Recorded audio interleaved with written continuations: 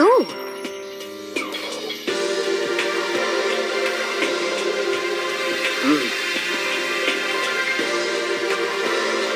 So then.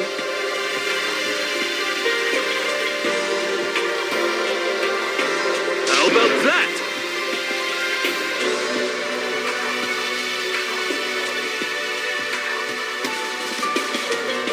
Impossible.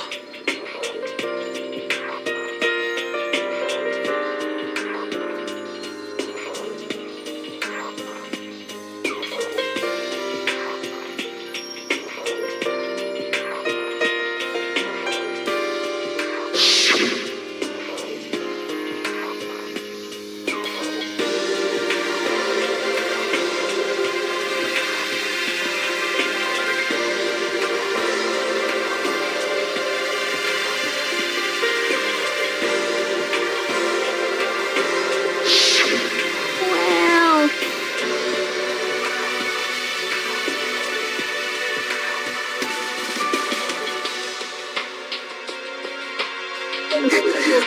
It's like...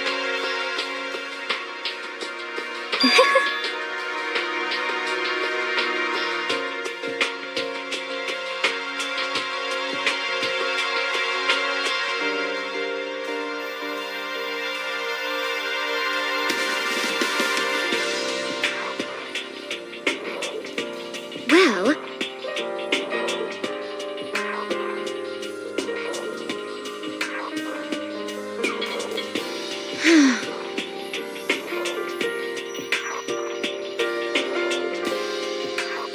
Is that okay?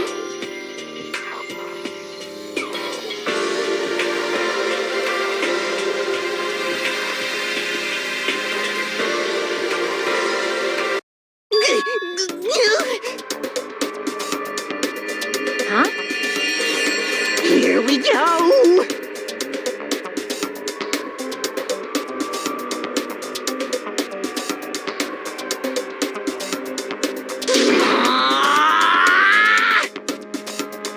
There is nothing to be done.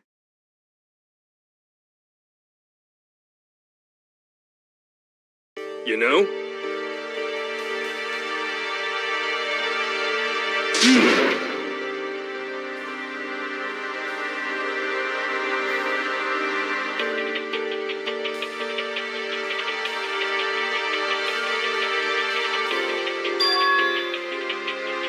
I'm right?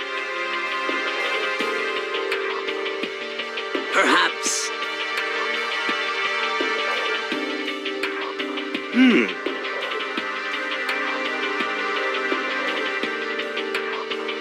Well then.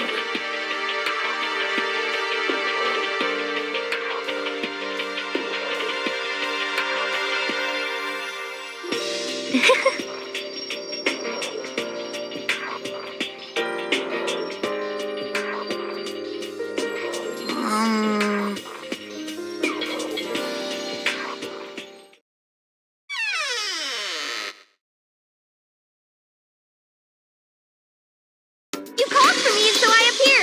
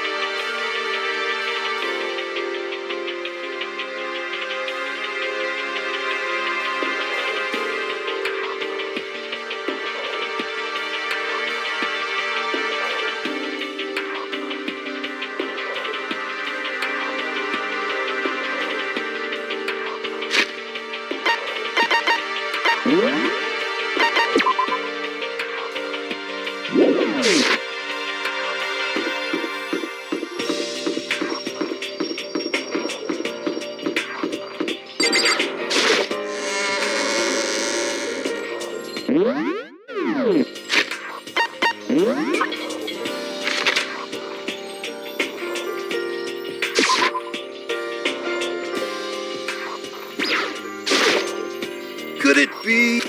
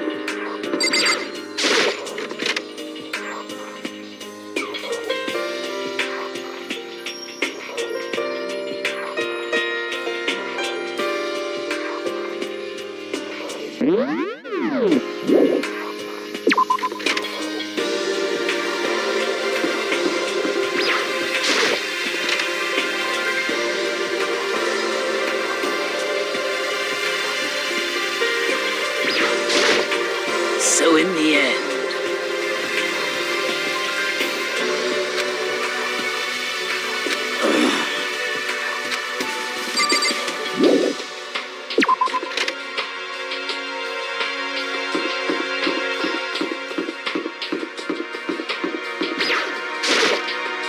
It would seem...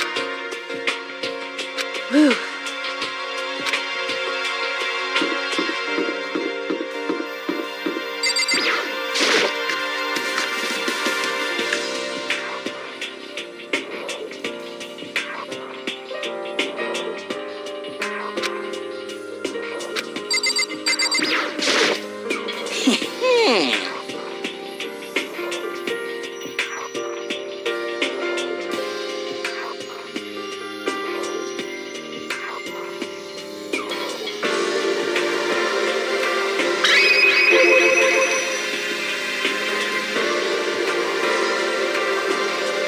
Yes, indeed.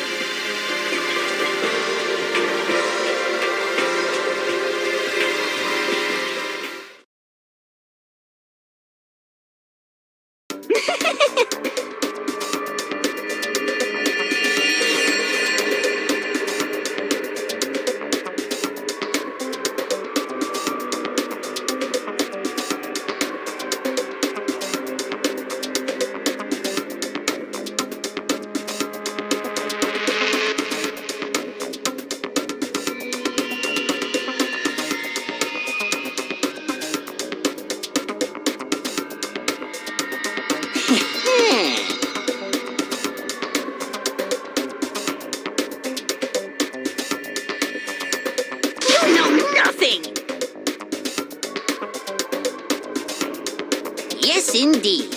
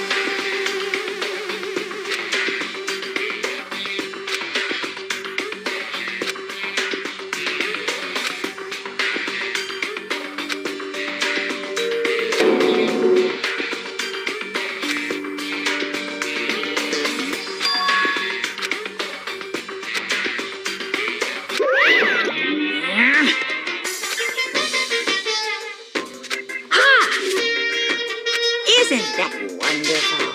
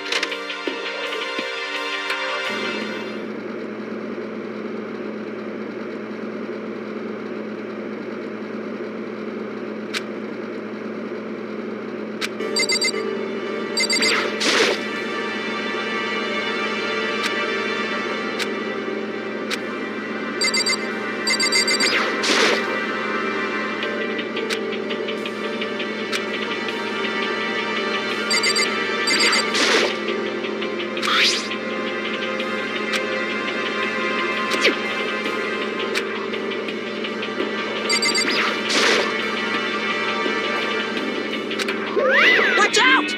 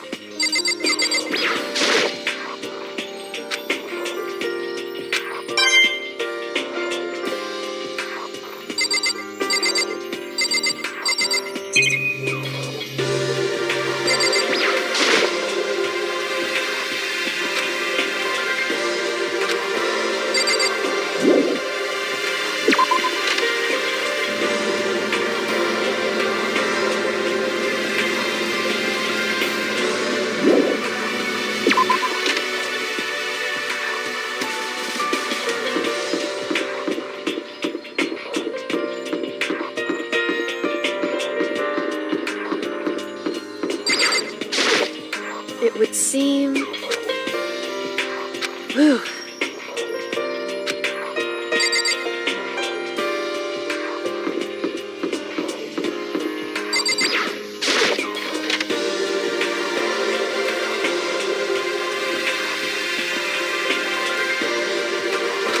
Let's see.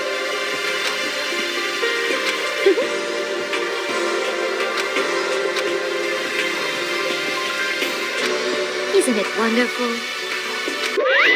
Listen up! Ba-bum, ba-bum. So then, Too bad! Watch out!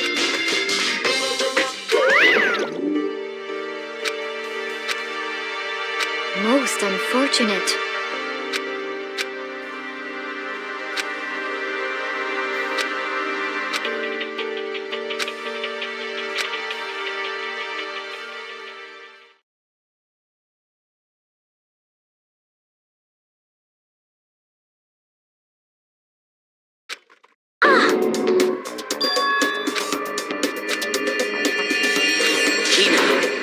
Huh?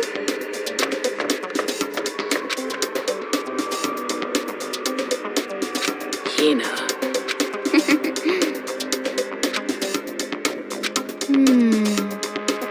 Well,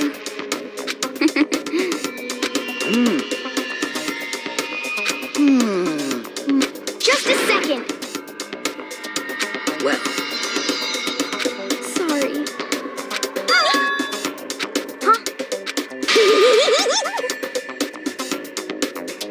Bastard!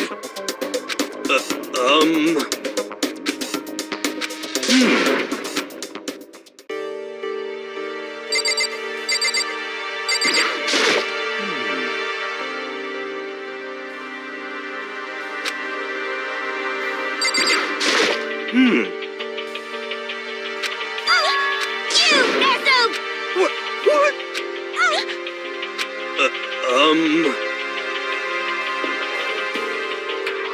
No, no, no, no!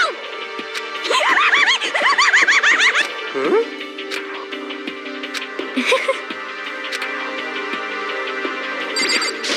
Correct.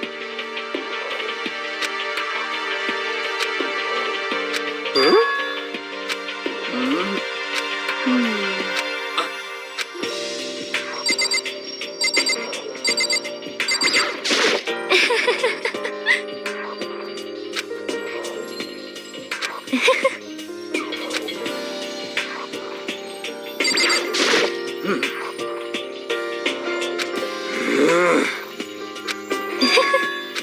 Impossible. so in the end, So, Could it be? that's right. well, Yeah. so then, I see.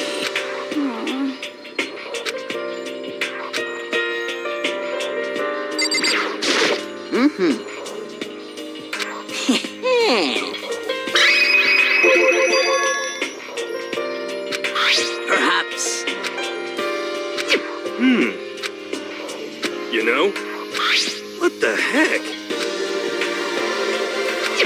Well, You know nothing!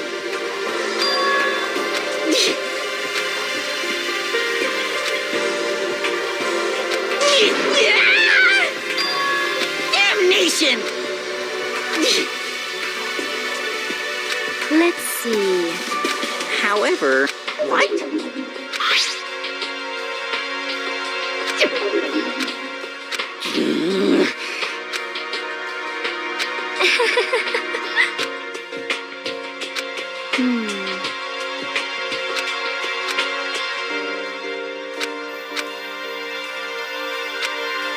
What? Huh? Why? Oh, Well then, Let's see.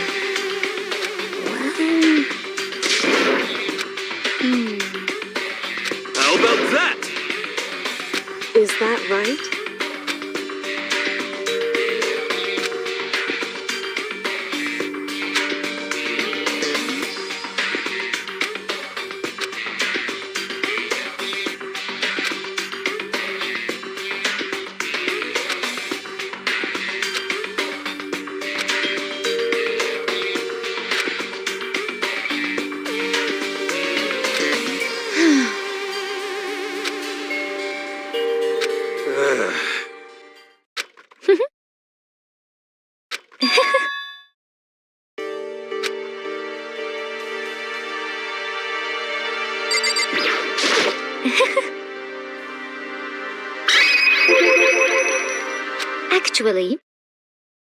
Huh? Huh?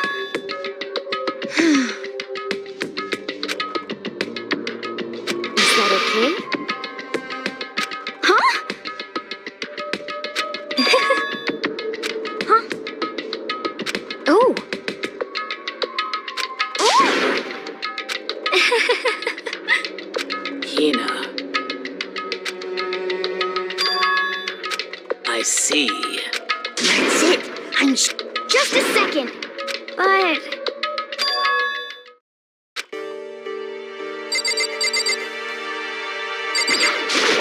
Sorry. Well...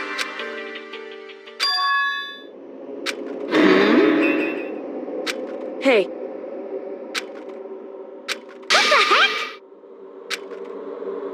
Hina.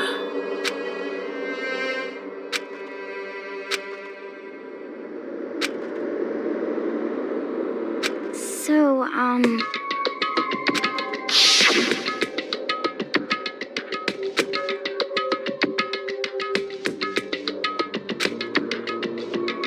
Huh? honestly, sorry, Hina. but...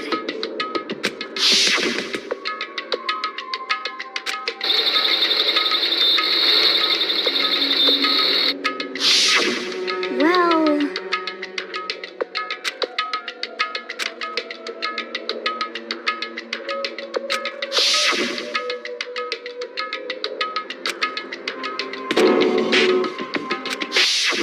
Say what?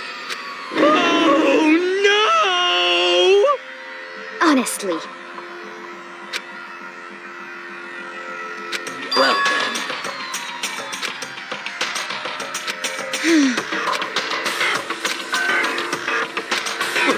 What? what the heck?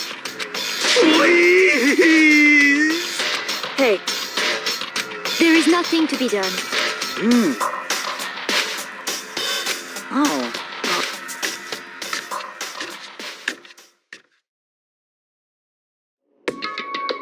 So, Come on, come on. Please! Hina. well...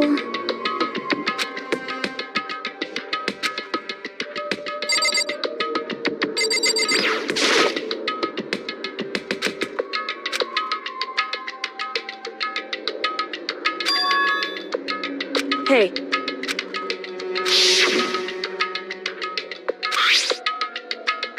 So... It would seem...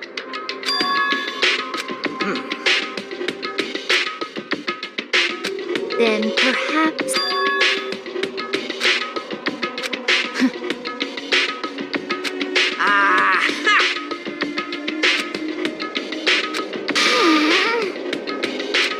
Hey, come on. What are you saying? Don't be mean! In other words, But... wrong. Hey. Yes, it's me.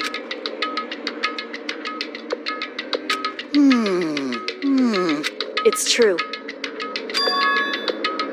Hey.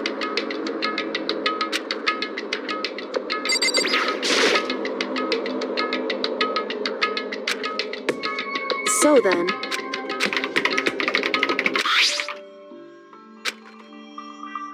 Hey.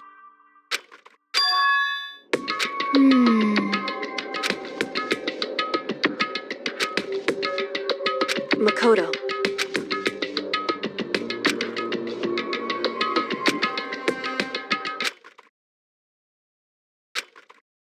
You really came. Oh no! Calm down. What? What? Anyway...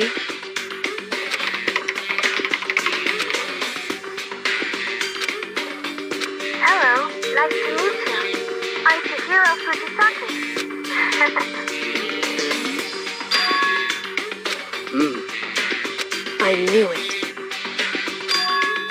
That's right.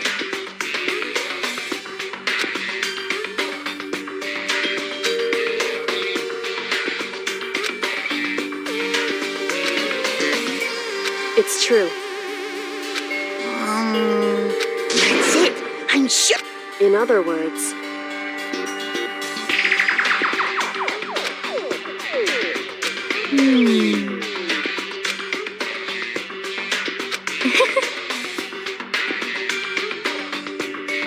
I see.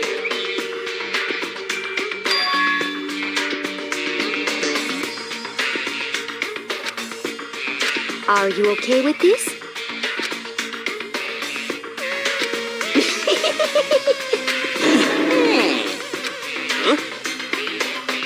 Da-da-da-da-da! Huh? I feel as if... I mean... Anyway, Master. Well,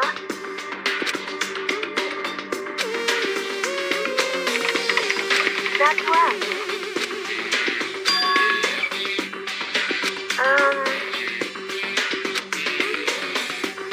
Master.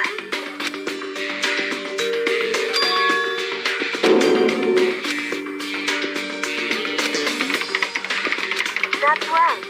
Leave it to me. I see.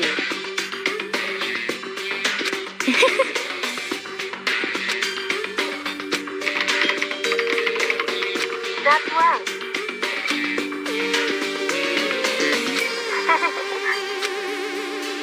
Yes, indeed. Are you okay with this?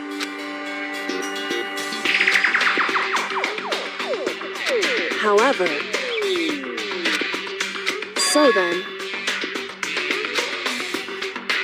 But... it's true. However,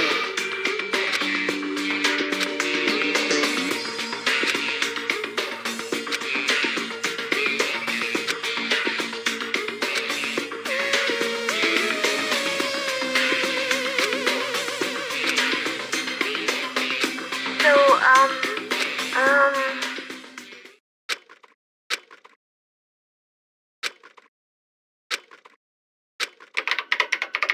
okay then.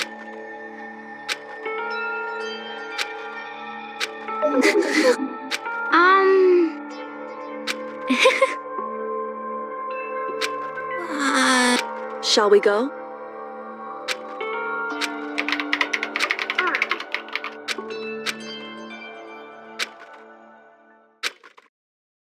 Could it be... You know?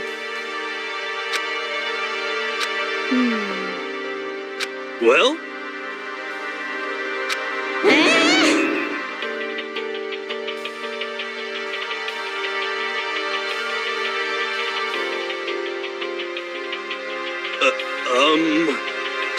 Indeed.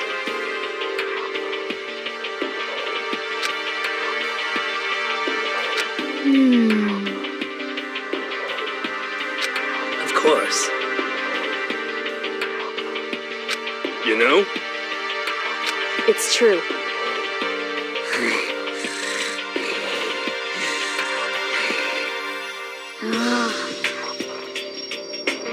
I suppose.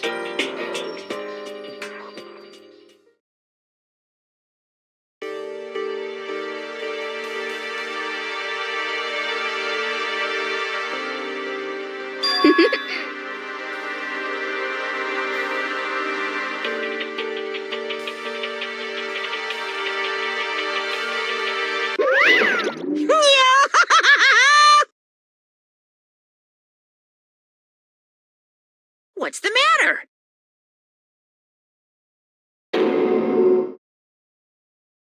What the heck?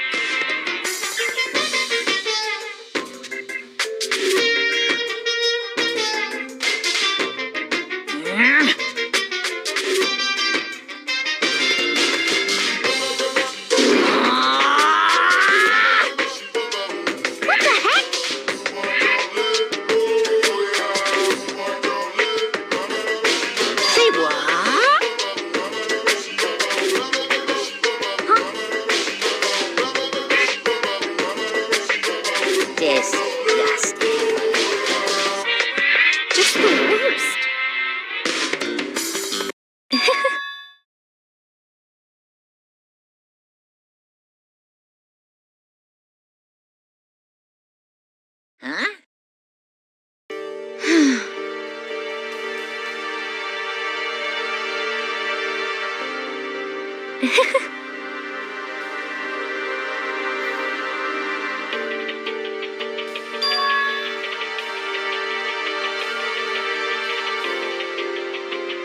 Huh?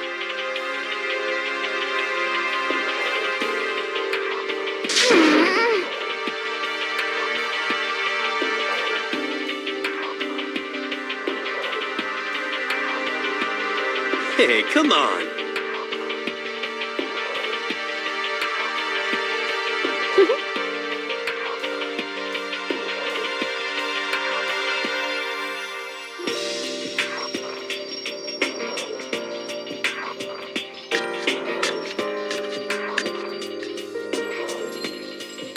Oh, damnation!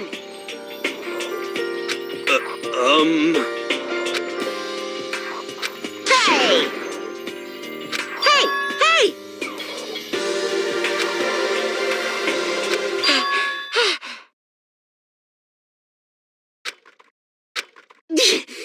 Without a doubt.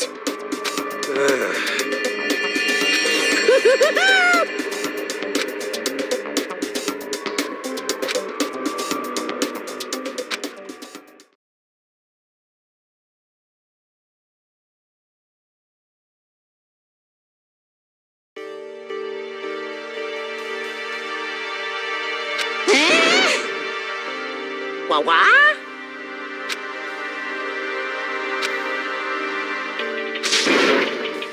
This is kind of depressing.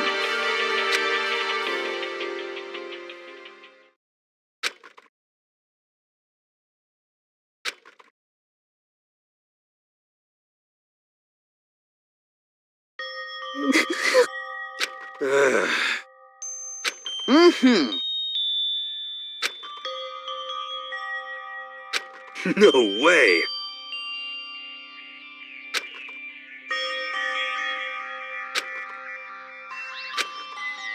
You got it! This is fine.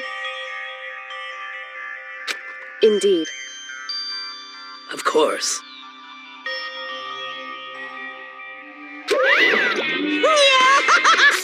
So in the end, Huh? Actually,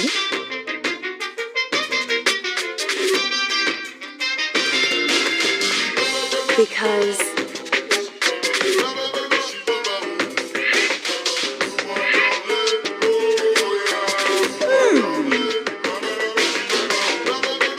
My entire existence!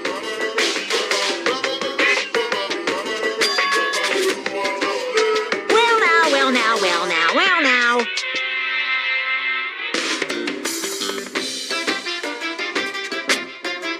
See ya later!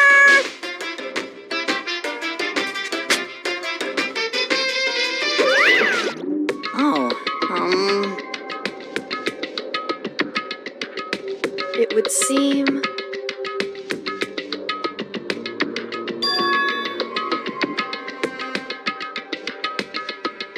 huh?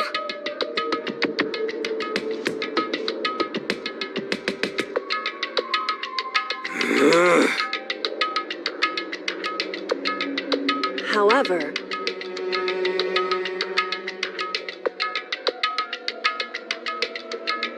correct.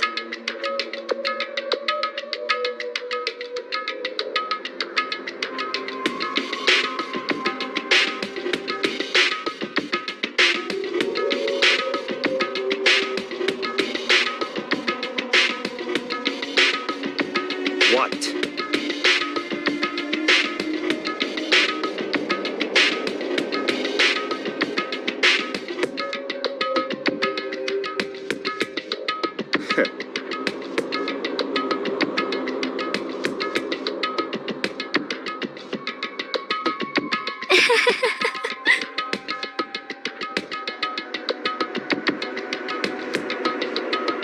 What the heck?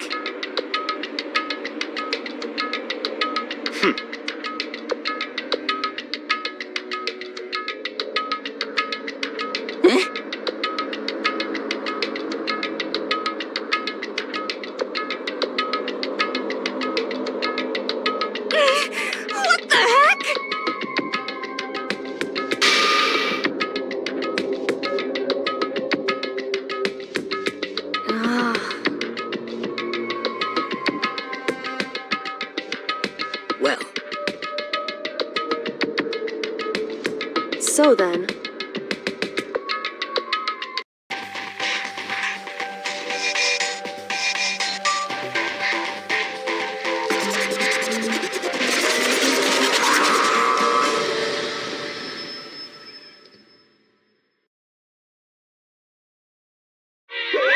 You guys?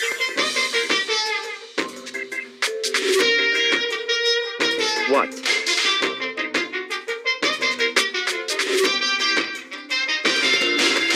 However,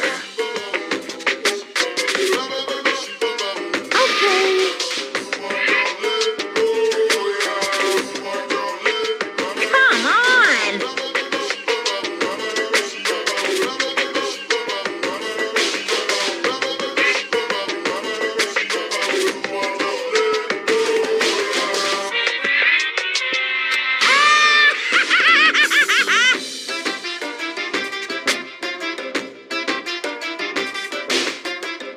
Without further ado, I give you this!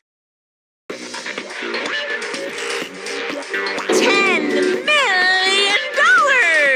I prepared this graduation present for whichever lucky student makes it out of here alive. What do you think? It's 10 million bucks! 10 million smackaroos! It's like totally wowie, wow, wow, am I right?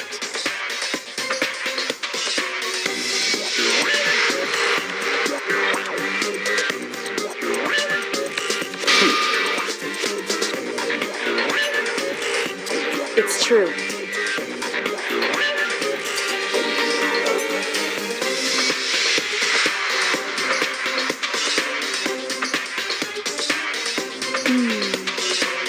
What are you saying? of course.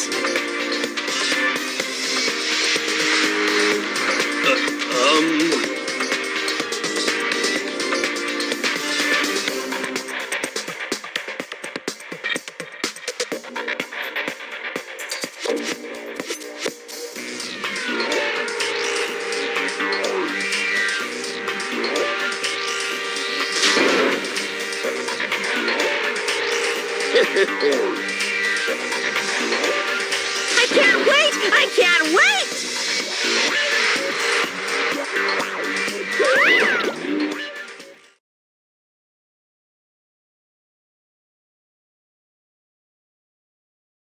Um,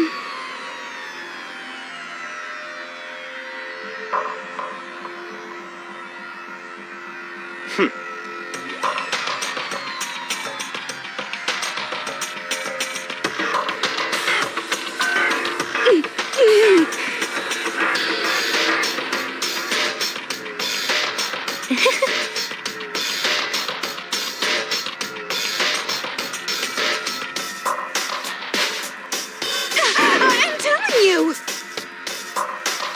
You know nothing!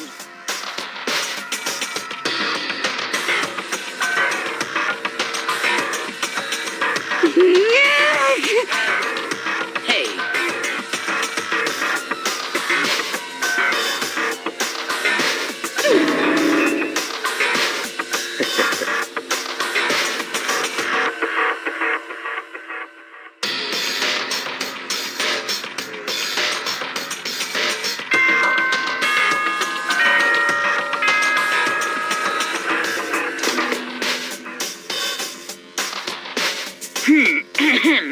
This is a school announcement. It is now 10 p.m. As such, it is officially nighttime. Soon the doors to the dining hall will be locked, and entry at that point is strictly prohibited. Okay then. Sweet dreams, everyone. Good night. Sleep tight. Don't let the bed bugs bite.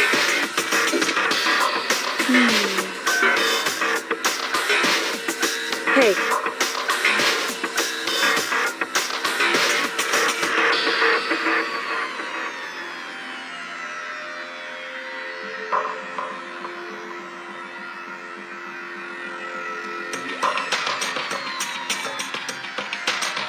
because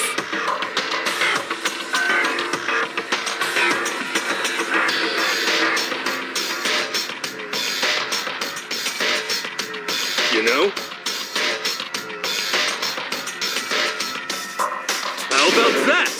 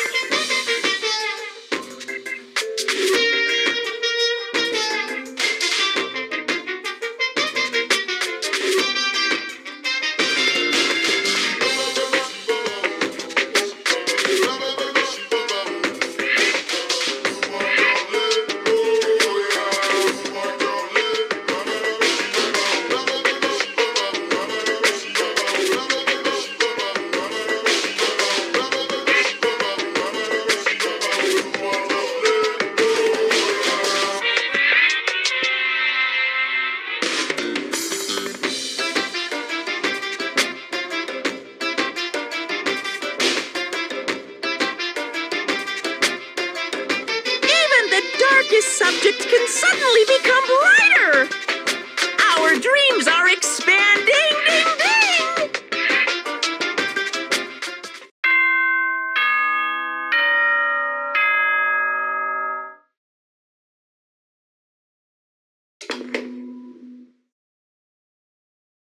Good morning, everyone. It is now 7 a.m. and nighttime is officially over. Time to rise and shine. Get ready to greet another beautiful day.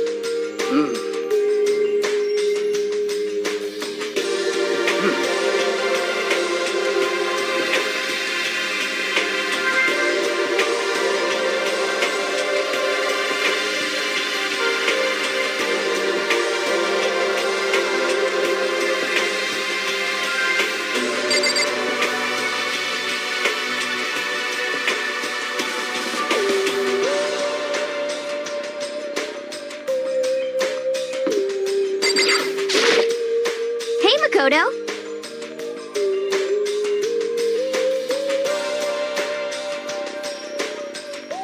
That's right.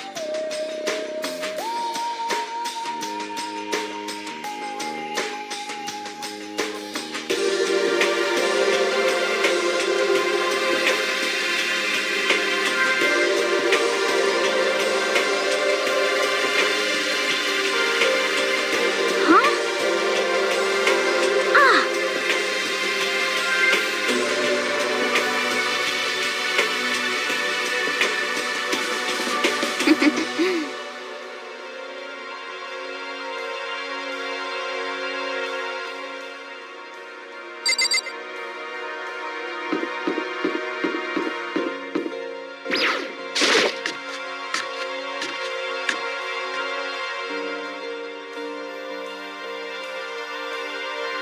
Could it be?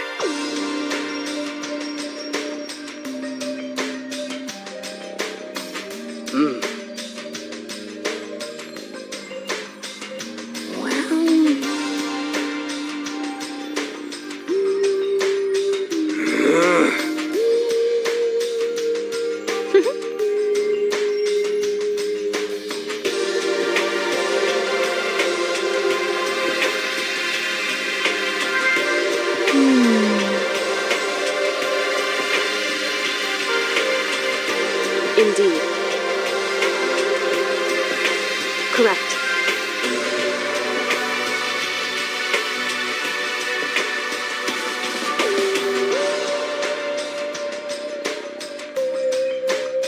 Whew.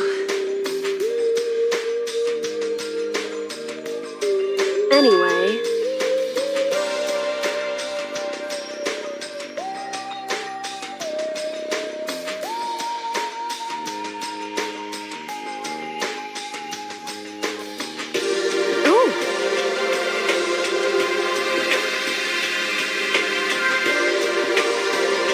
Wow. Hey.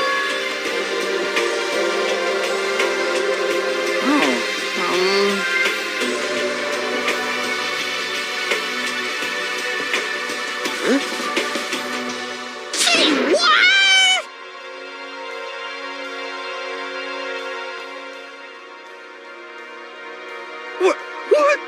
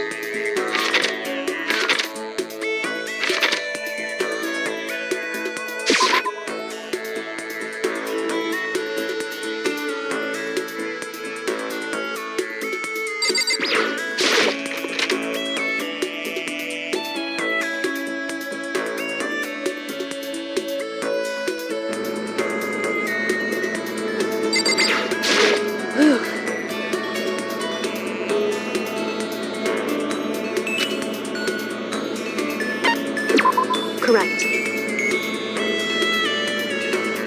However...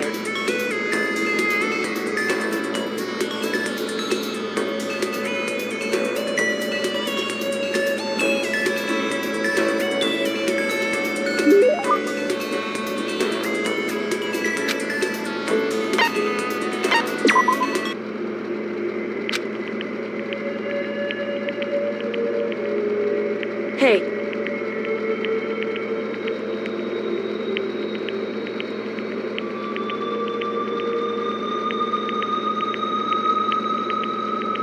Correct. So...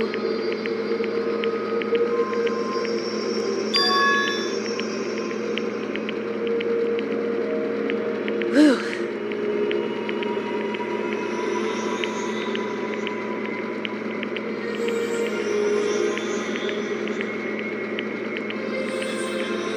Wrong.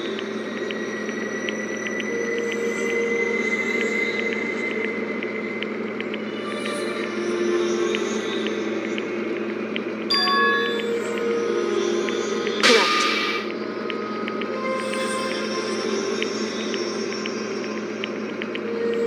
Listen.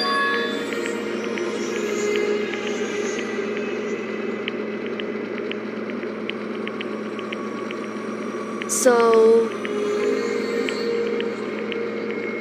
Correct.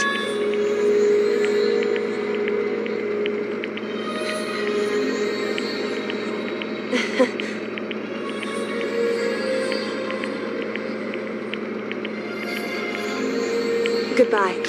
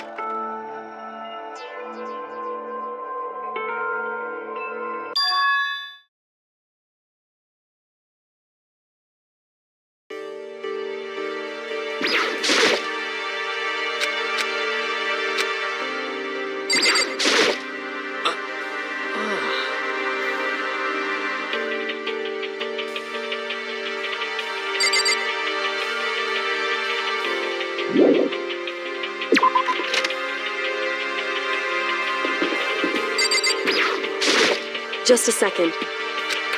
Hey.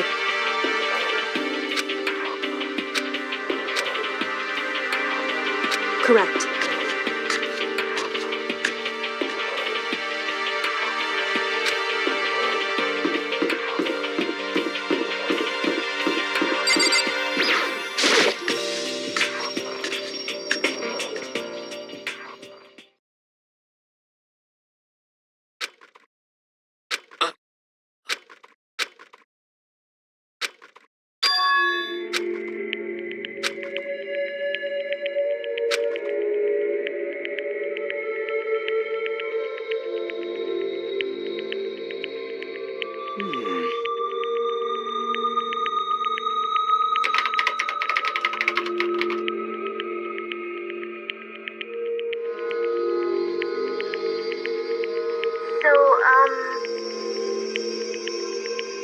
But...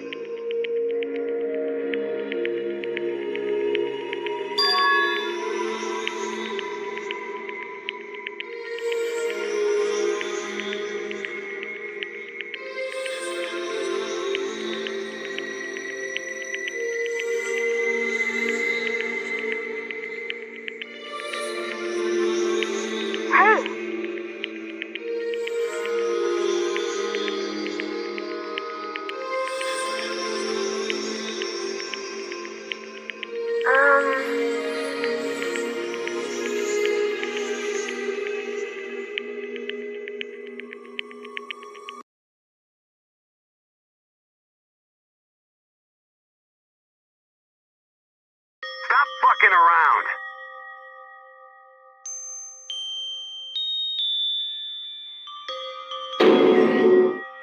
Yo.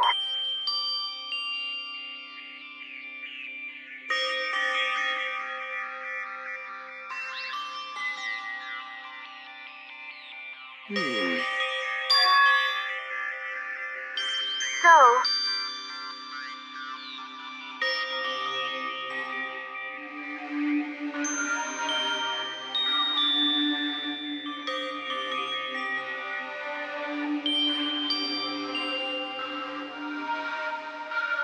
Yo.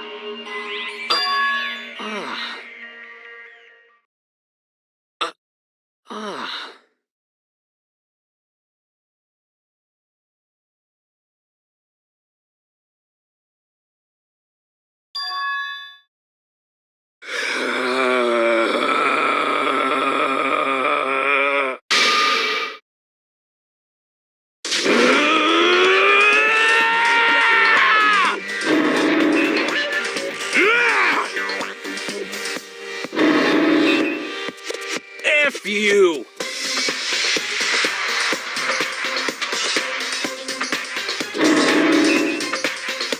Yeah!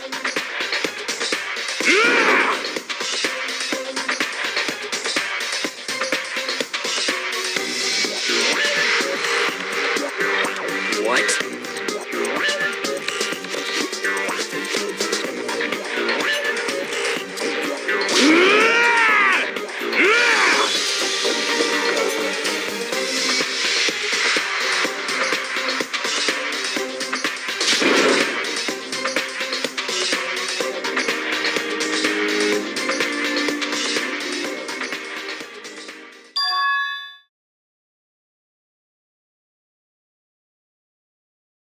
Just a second.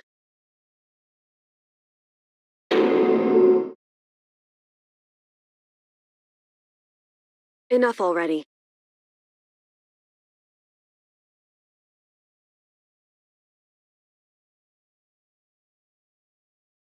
Correct.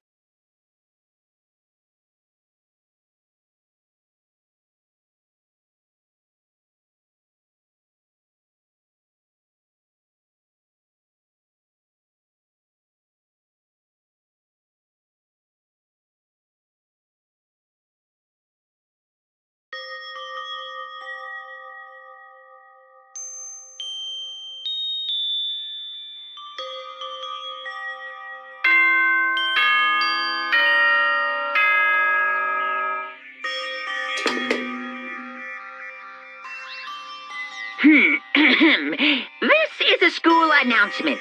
It is now 10 p.m. As such, it is officially nighttime. Soon the doors to the dining hall will be locked, and entry at that point is strictly prohibited.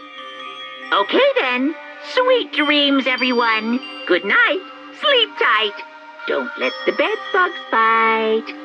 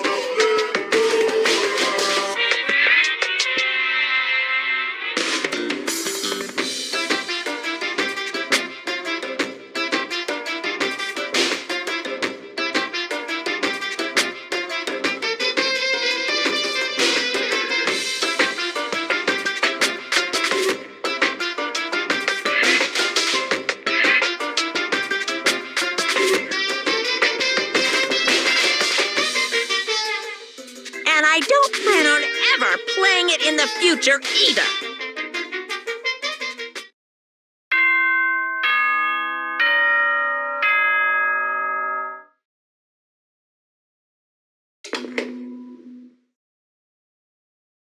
Good morning, everyone!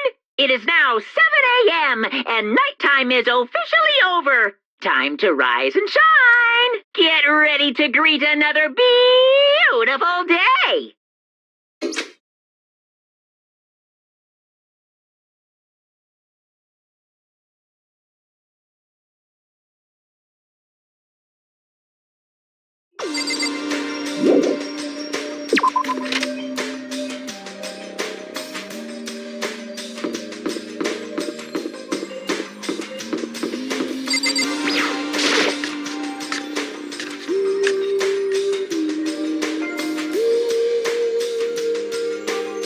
You know?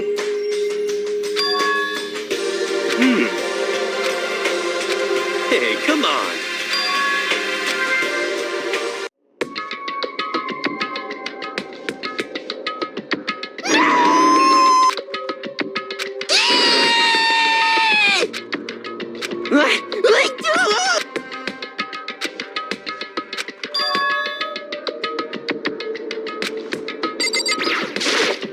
Whew.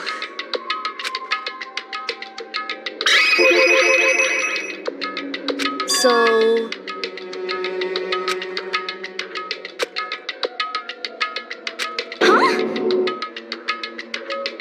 Whew.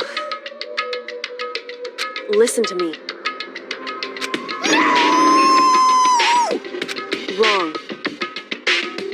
How very sad. Well... However... Well,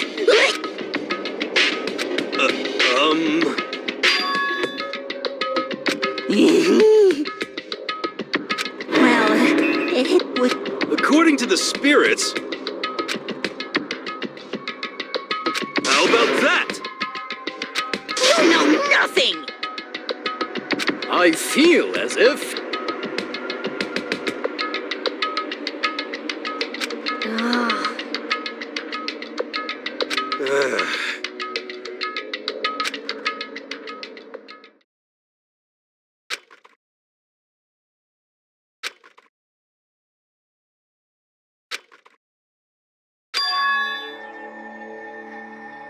ah.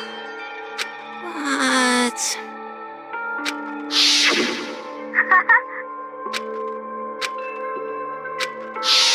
I suppose. Hey, It, Well. Are you okay with this?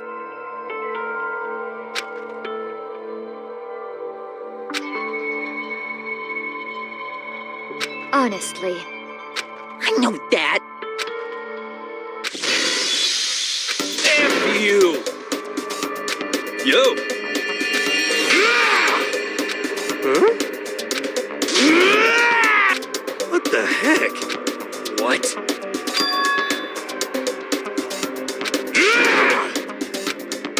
What? Well then.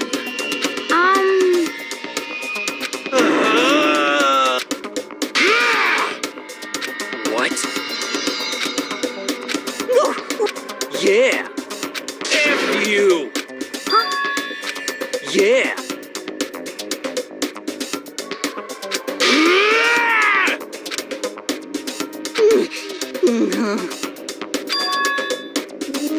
So it would seem. That's it! I'm sure of it!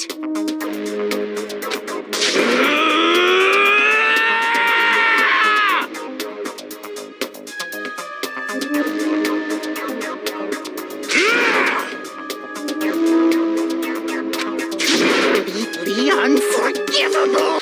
Enough already. Hey, Hey! What? anyway, So? Yeah! so then, Hey! indeed.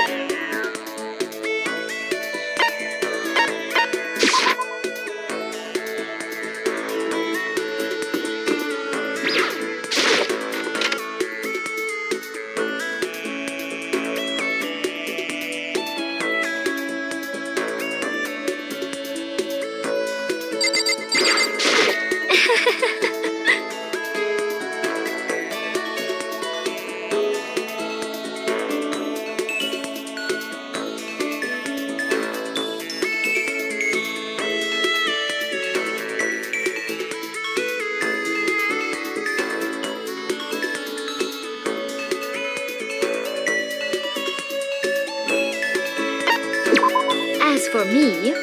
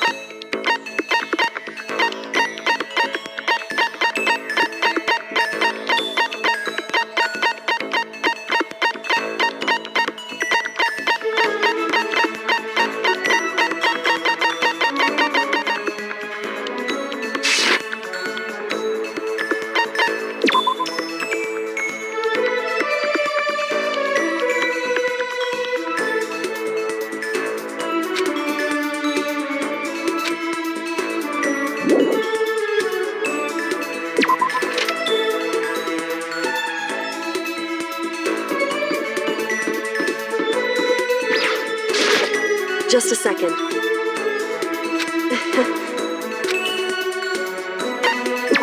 Certainly. And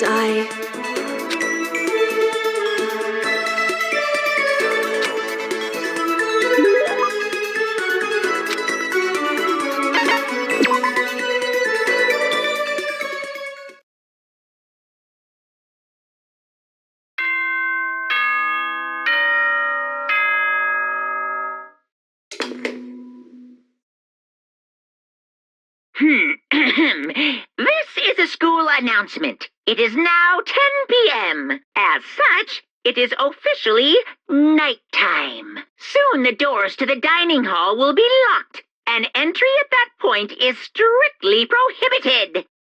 Okay then. Sweet dreams, everyone. Good night. Sleep tight. Don't let the bed bugs bite.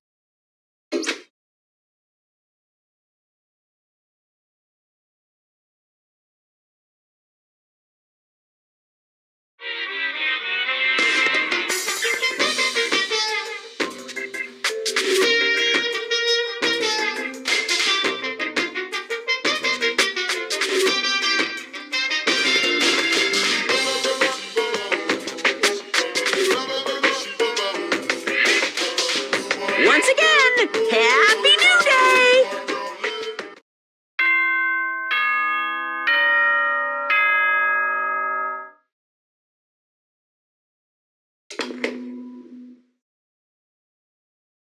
Good morning, everyone! It is now 7 a.m. and nighttime is officially over. Time to rise and shine. Get ready to greet another beautiful day.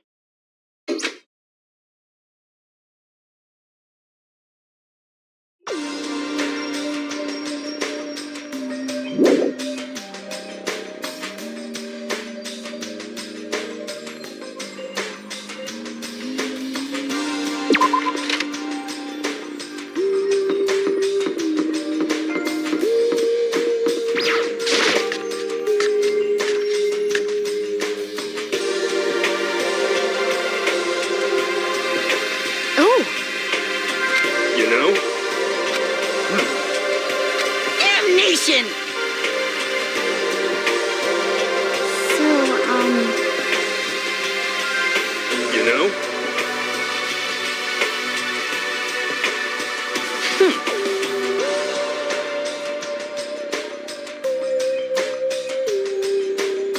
But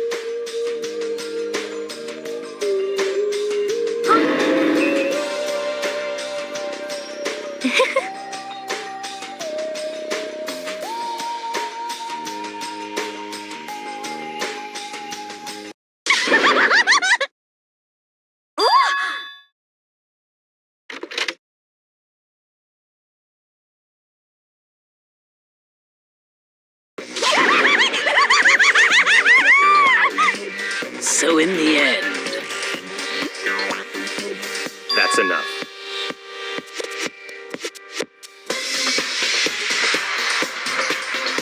yep.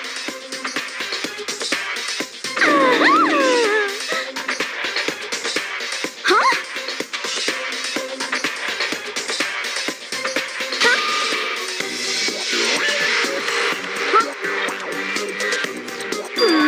Have you reached that certain age?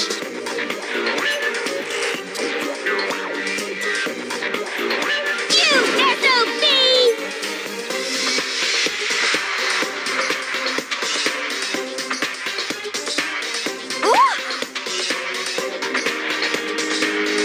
no forgiveness!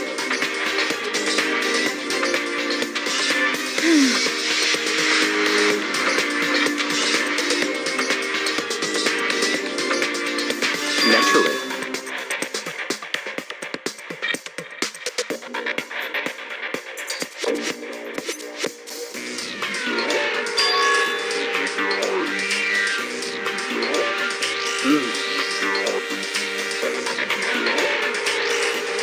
What?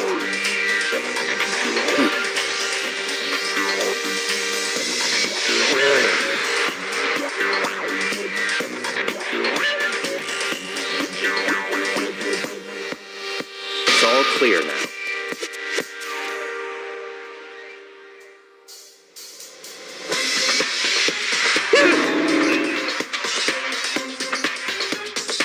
What?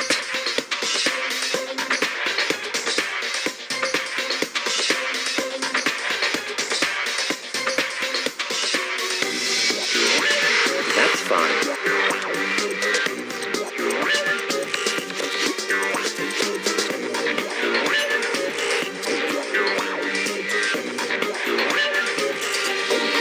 Indeed.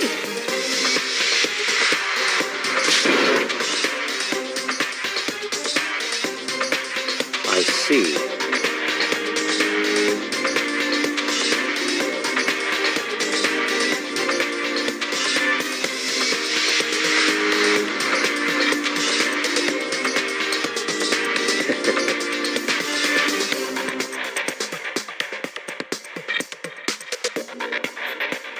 Such ignorance.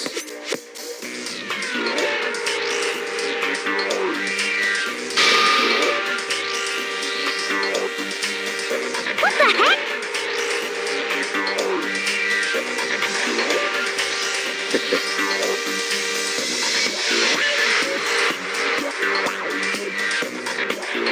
Yes, yes. Stop talking. Yep.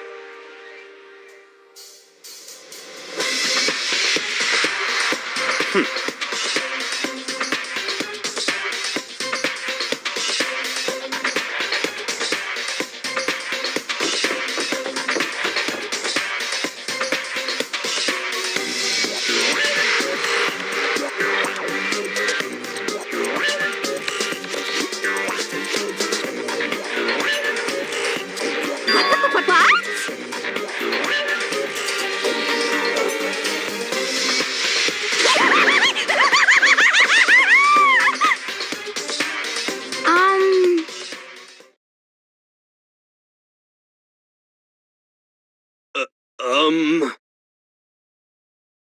Um...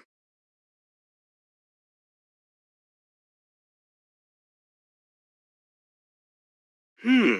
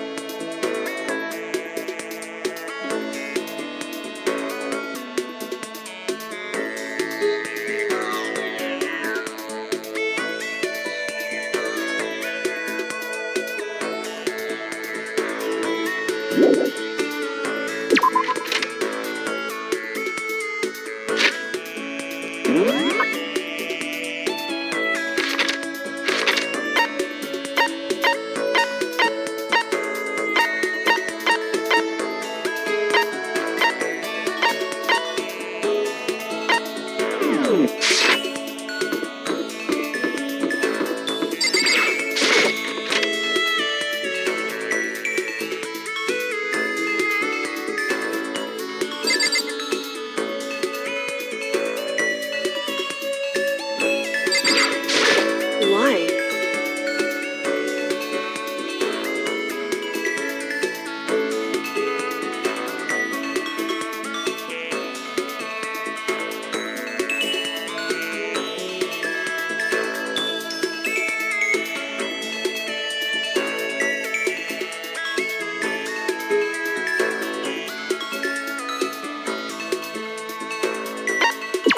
Well,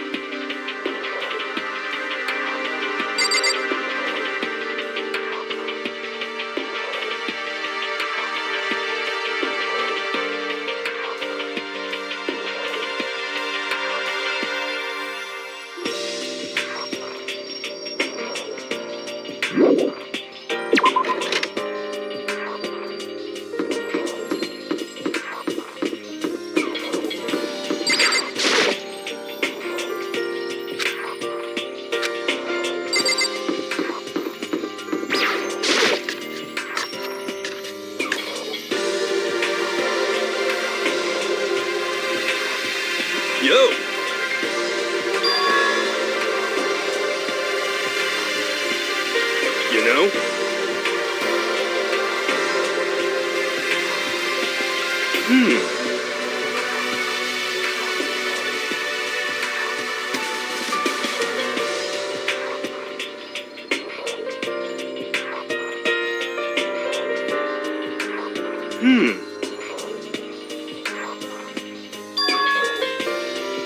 Actually...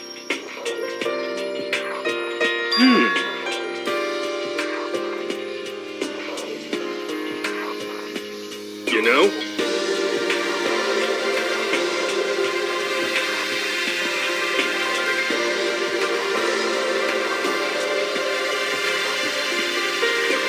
You're serious?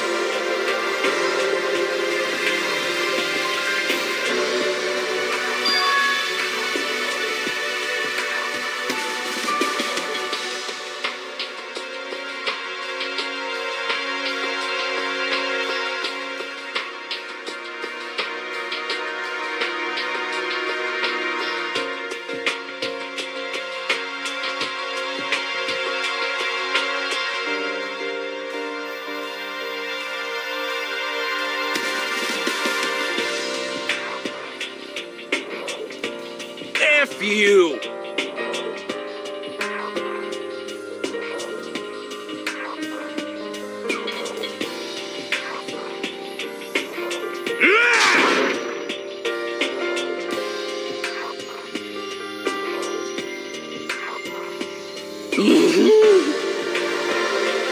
What?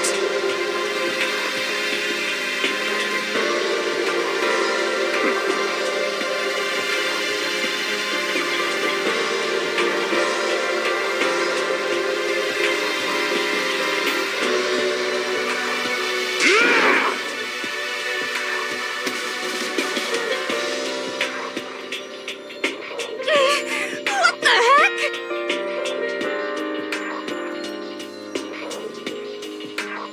Oh,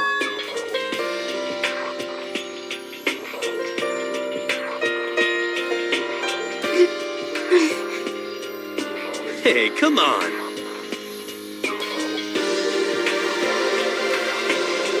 Hey,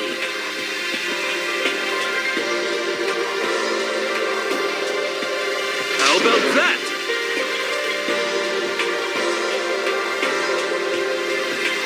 that's right.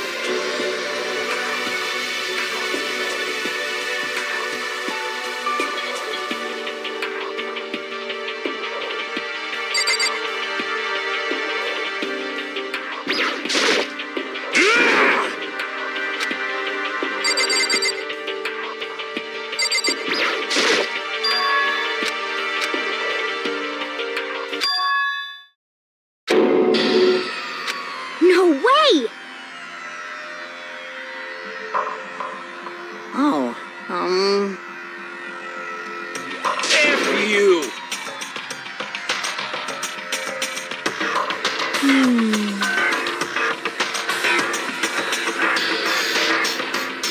Wrong.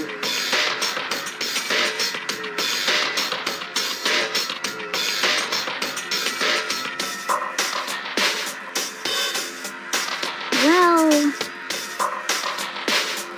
However,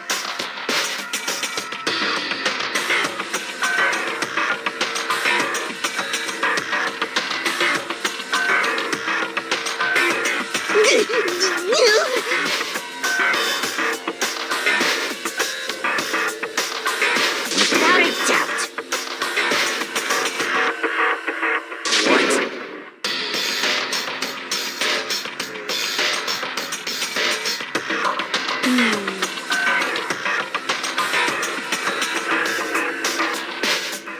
F you!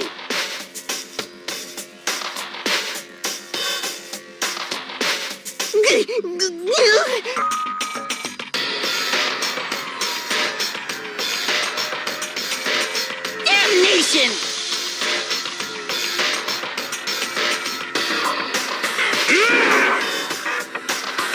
You're serious?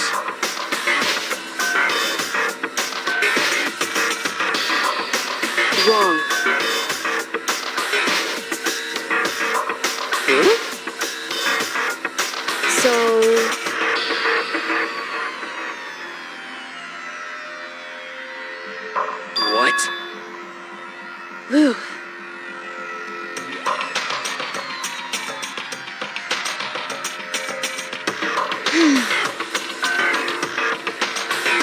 Indeed. But So that's it.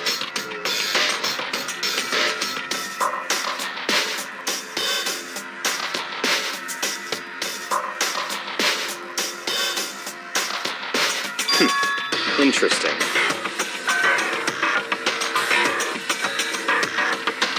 That's terrible!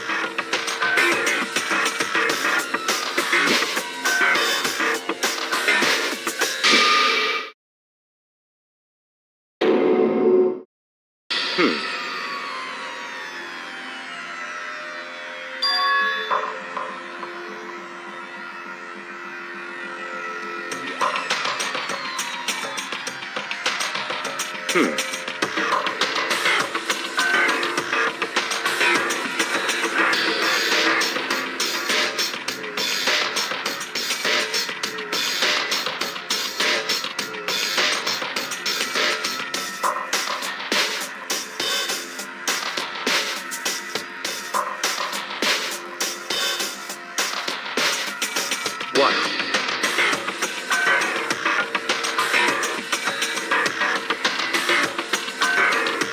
Gee, what? It's like...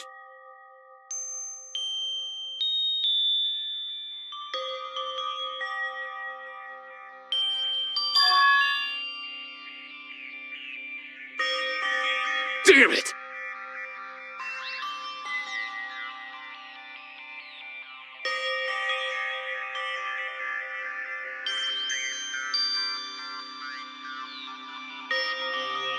So,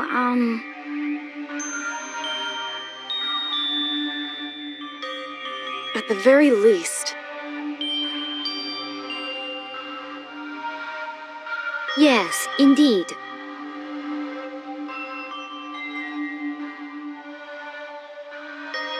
I see.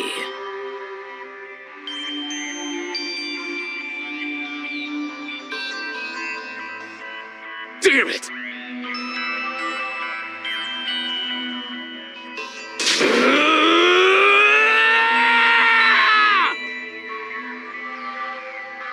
I swear I will save her!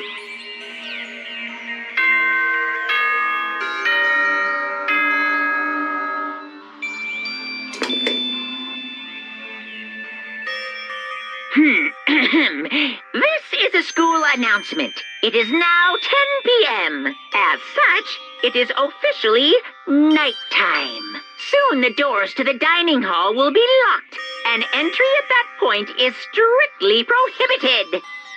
Okay then. Sweet dreams, everyone. Good night. Sleep tight. Don't let the bed bugs bite.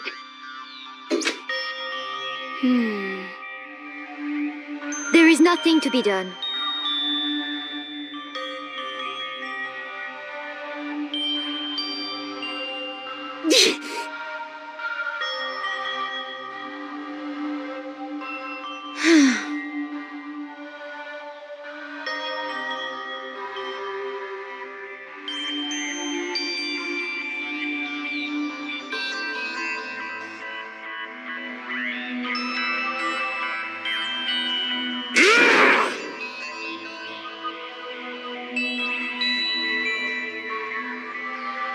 calm down.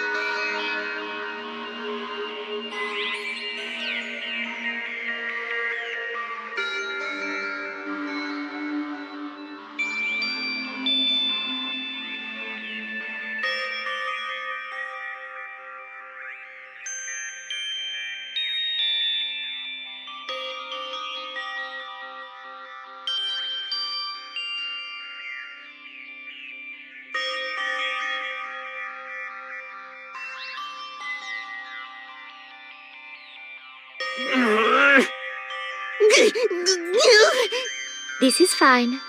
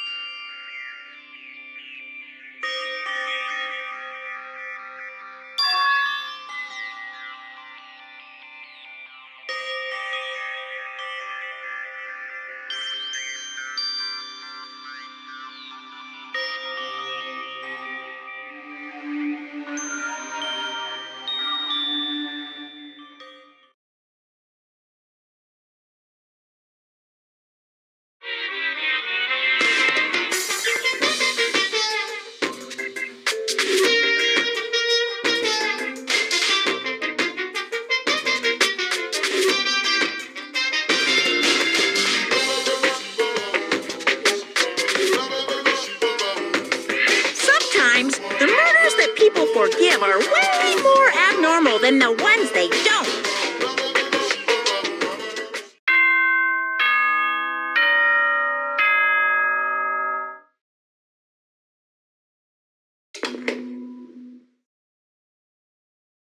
Good morning, everyone!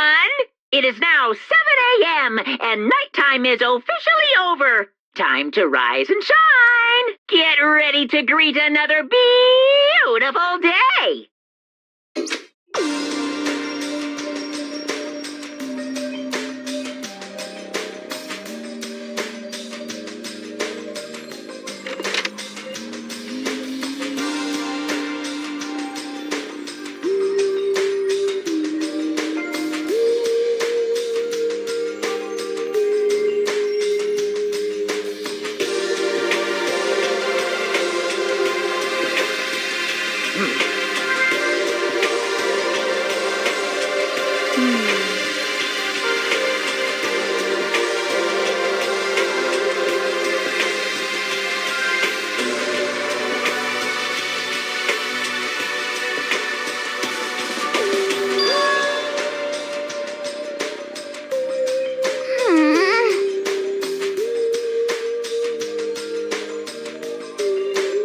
However,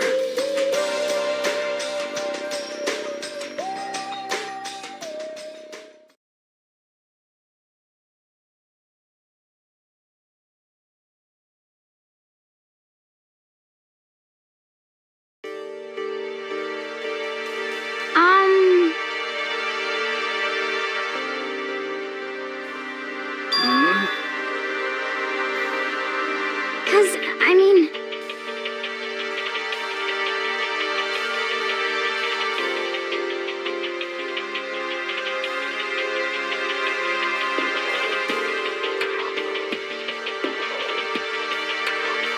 It can't be. It would seem...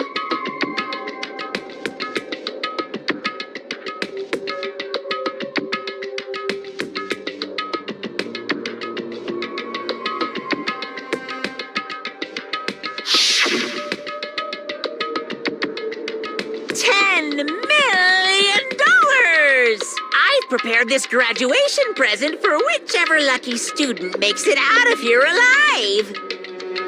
What do you think? It's 10 million bucks! 10 million smackaroos! It's like totally wowie wow wow, am I right?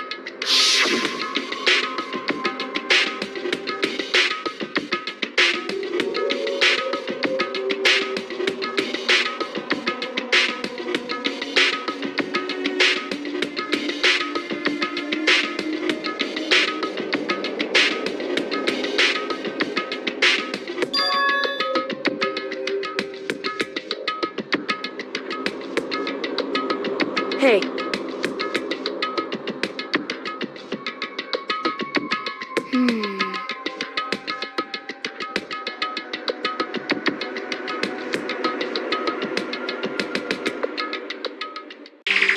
Hey.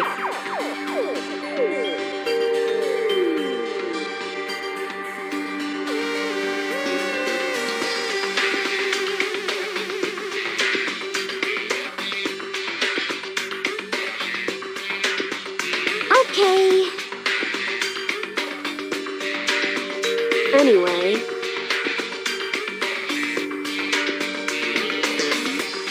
But... well then.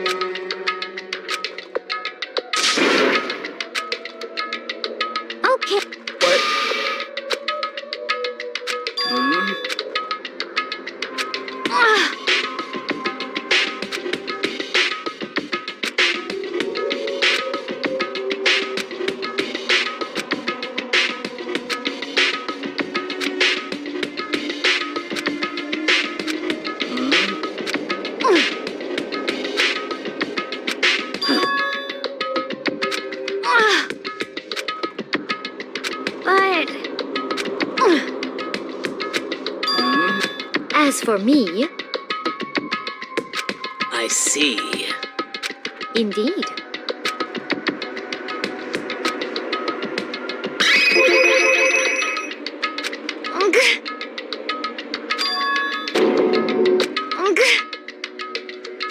What?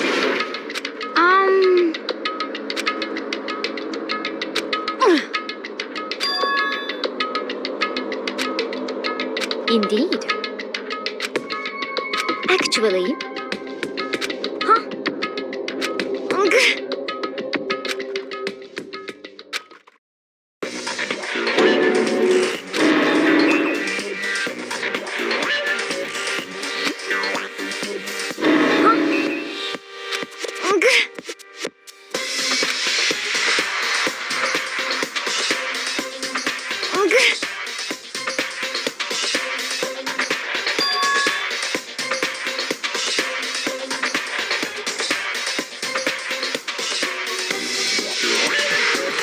I see.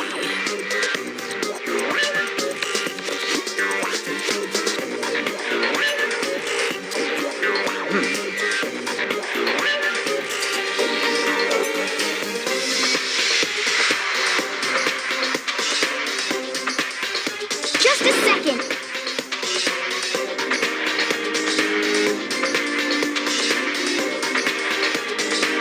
Let's see. I see.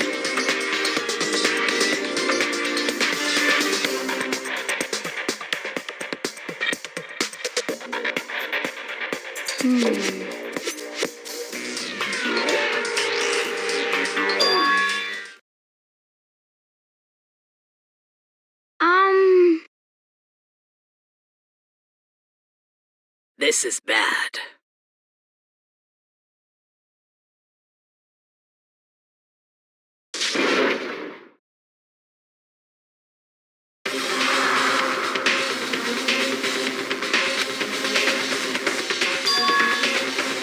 What? What? What are you saying? You've gotta be kidding! Ah! Stop talking. What? That's fine. Okay. Oh, Perhaps. okay.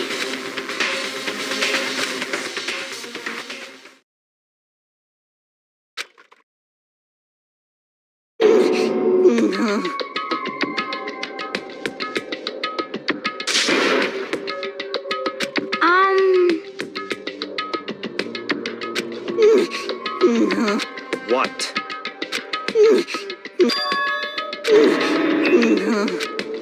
What did you...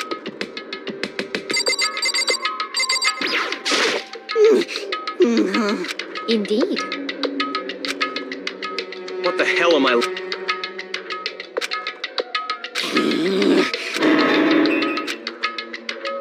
It can't be! Damn.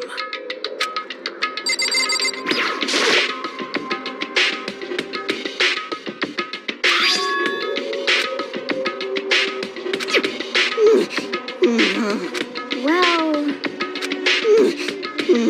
Hey.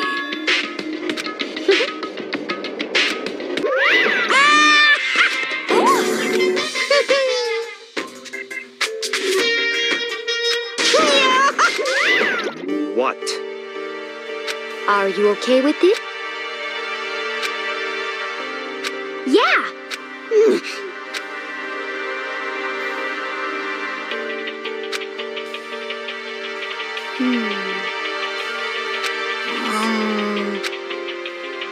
So then, Well then. yes, indeed. So, in other words...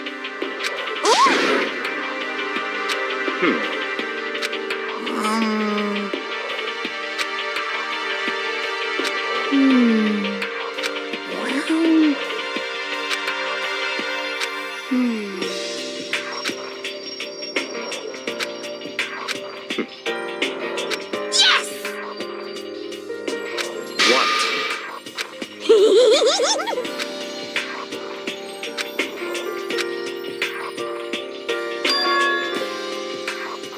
Very strange.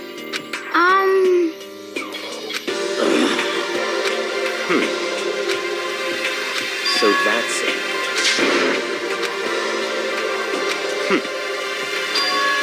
In other words, what? Hey, Okay.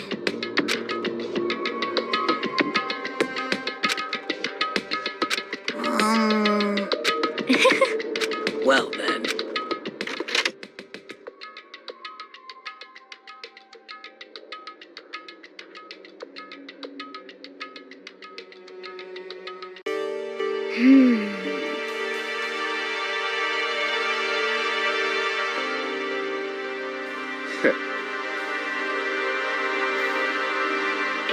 What to do? What to do?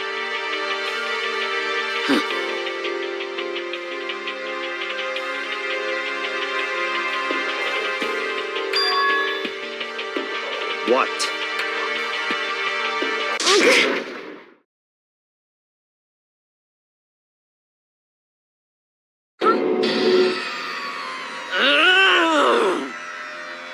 Damn.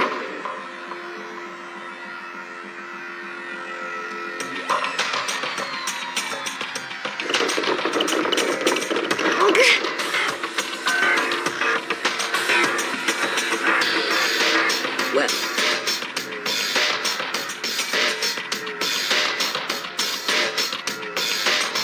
Oh. Just a second. So then,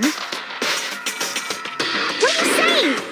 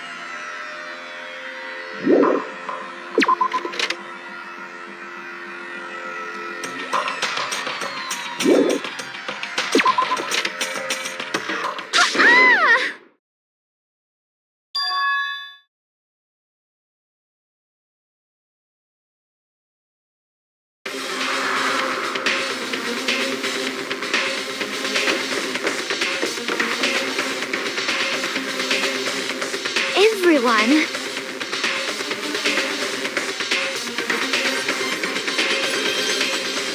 Just a second. What?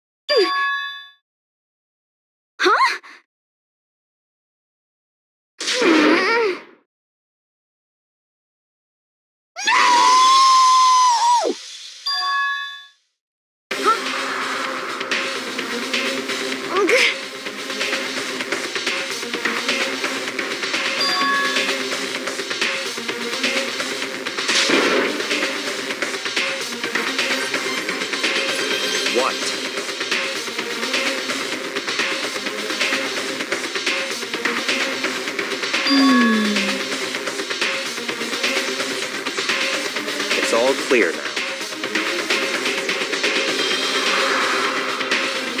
So then,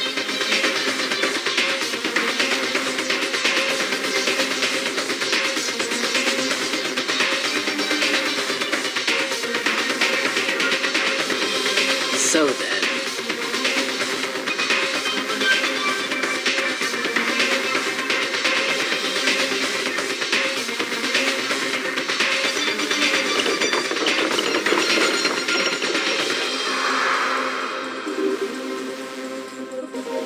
just a second.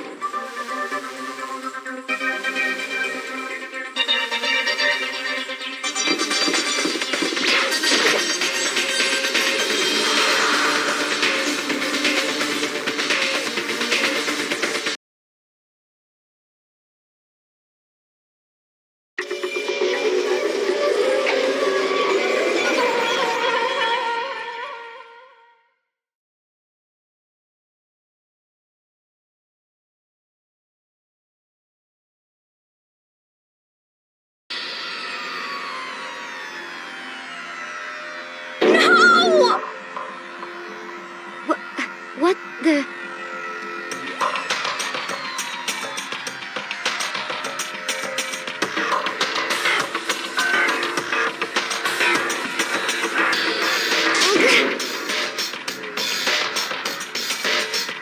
No way!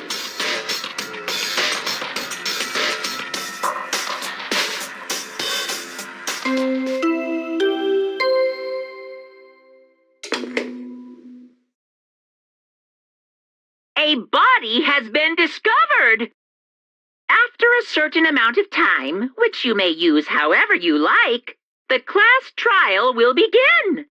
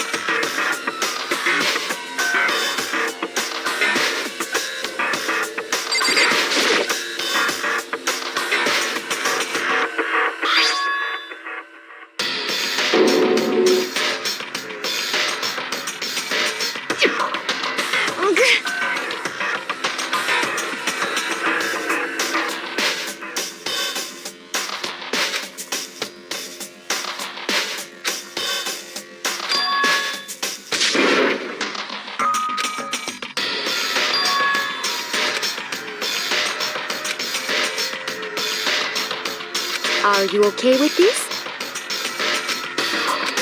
So then.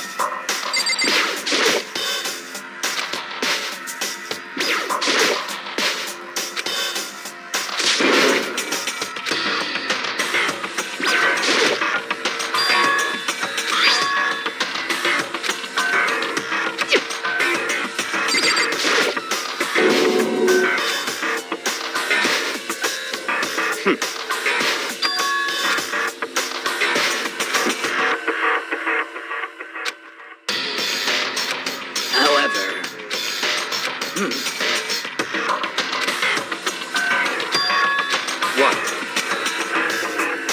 What? What? Hey! I see. Damn!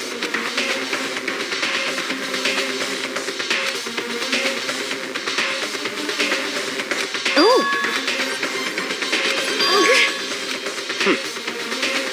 Indeed.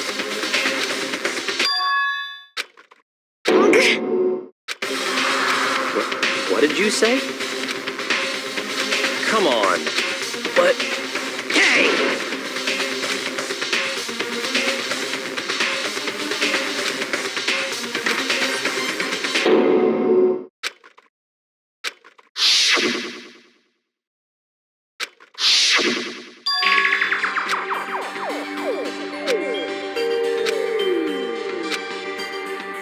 Indeed.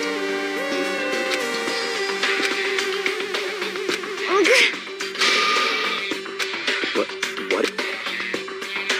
Why? Huh? Hina. No way! No! Hina. What? Well... Huh? Damn. Bastard! Huh? Damn.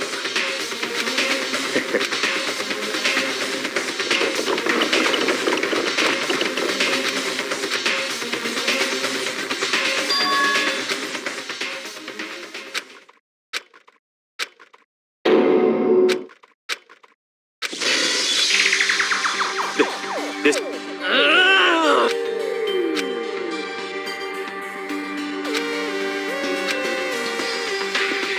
Huh? Stop talking.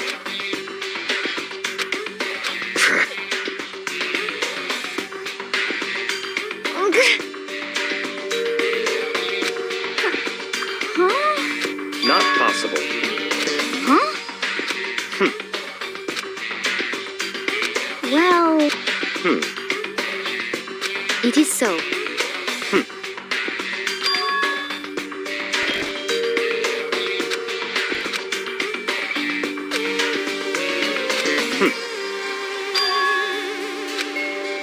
That's fine.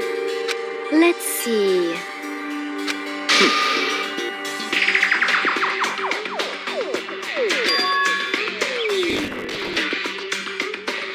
That's right.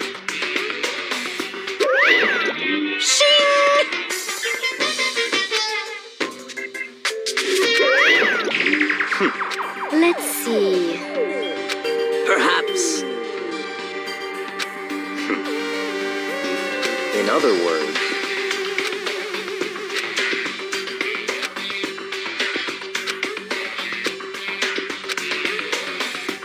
what? So then, but... Cause, I mean... Hina. Huh?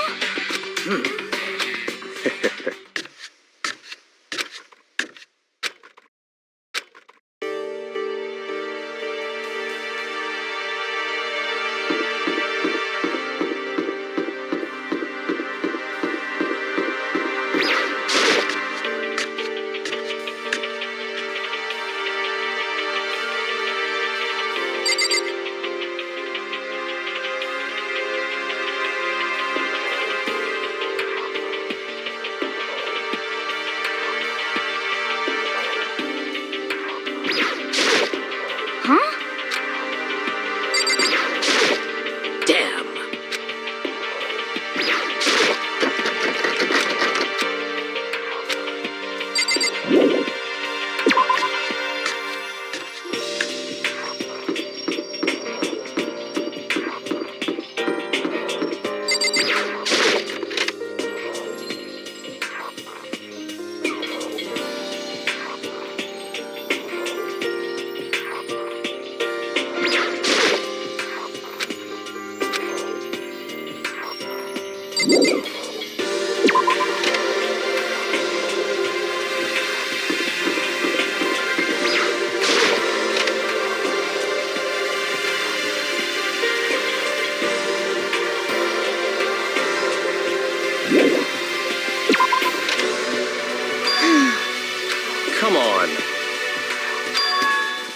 Indeed. Goodbye.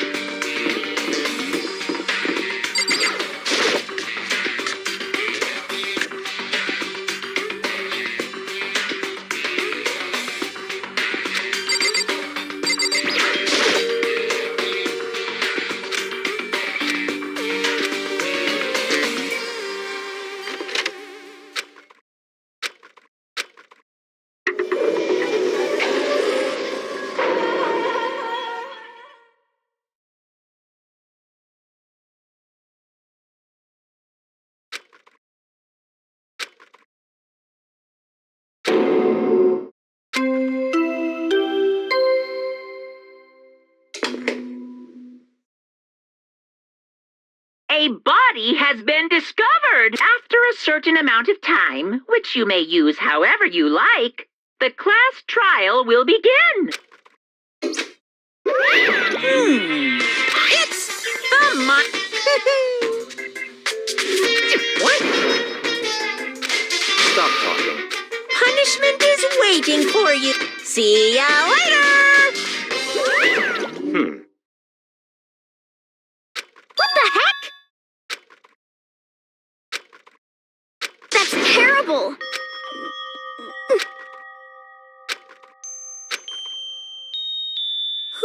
Why? What?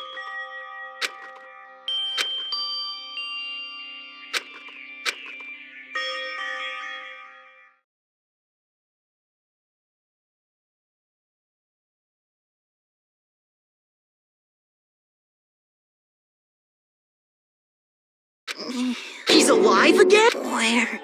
Cold. So cold. Is winter coming? Hifumi! Wake up! Huh?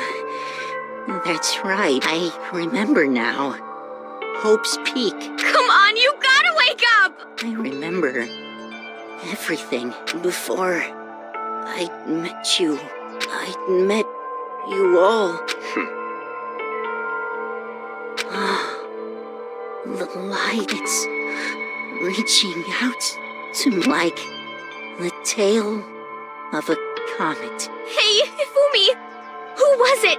Who attacked you? Who tried to kill you? Who killed me? That's right.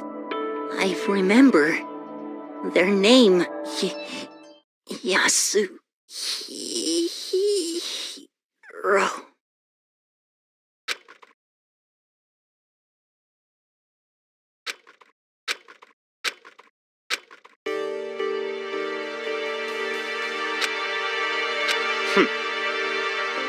Honestly. Stop talking.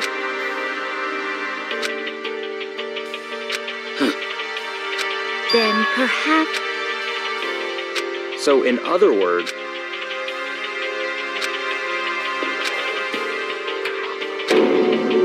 What is this? that's fine. Indeed.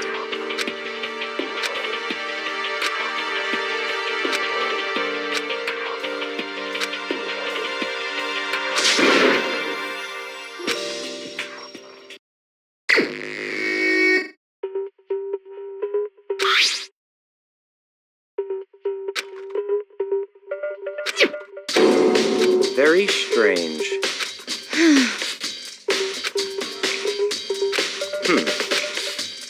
Well. Perhaps.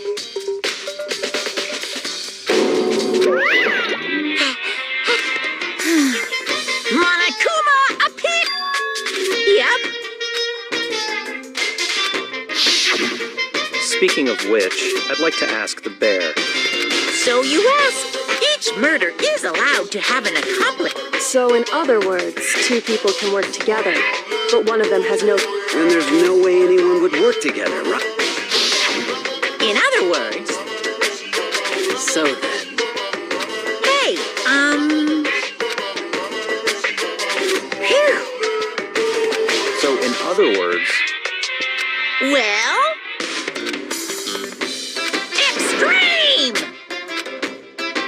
Well now.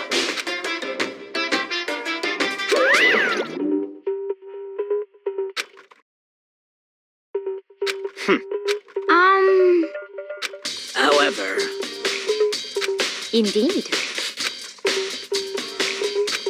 So, what?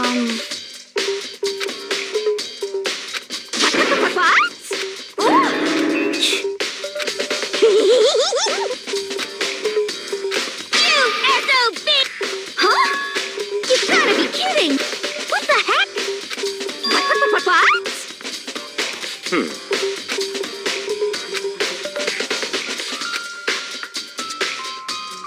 Yep. What are you saying? Let's see. so then. it's all clear now.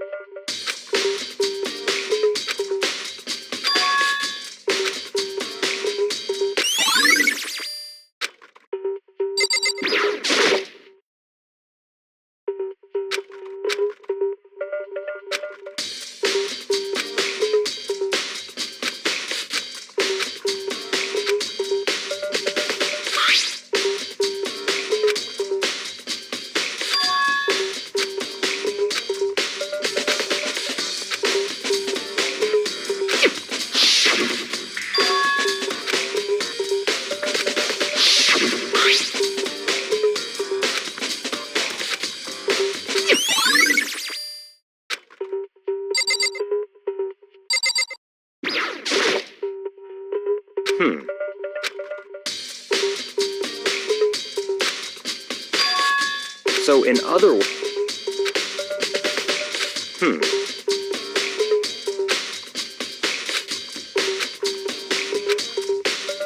what?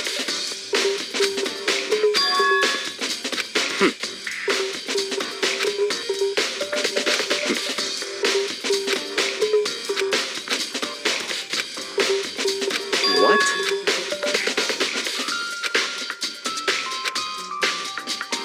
I see. That's enough. Goodbye.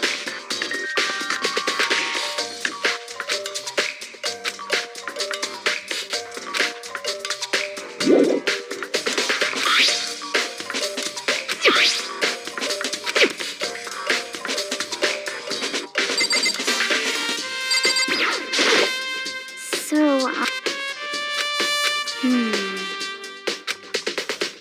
but...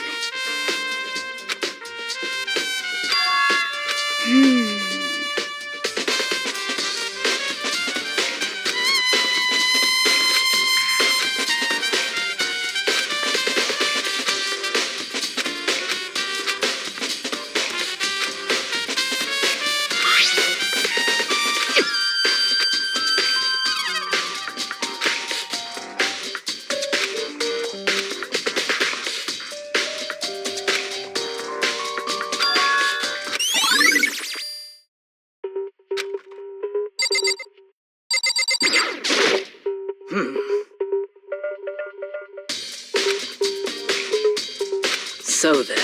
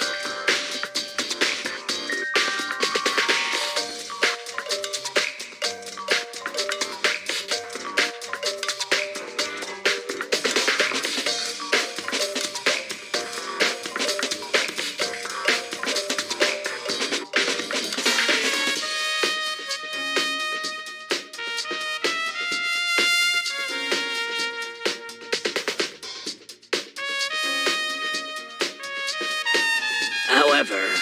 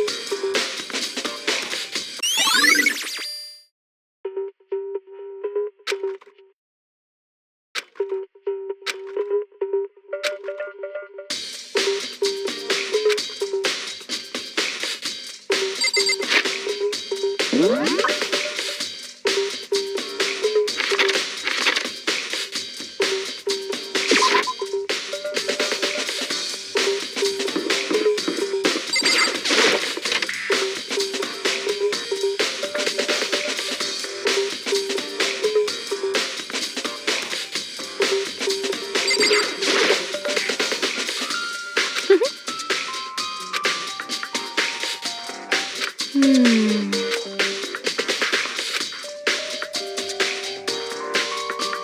Let's see.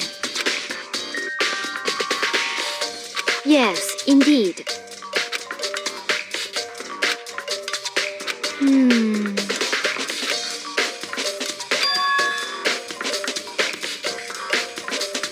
Indeed.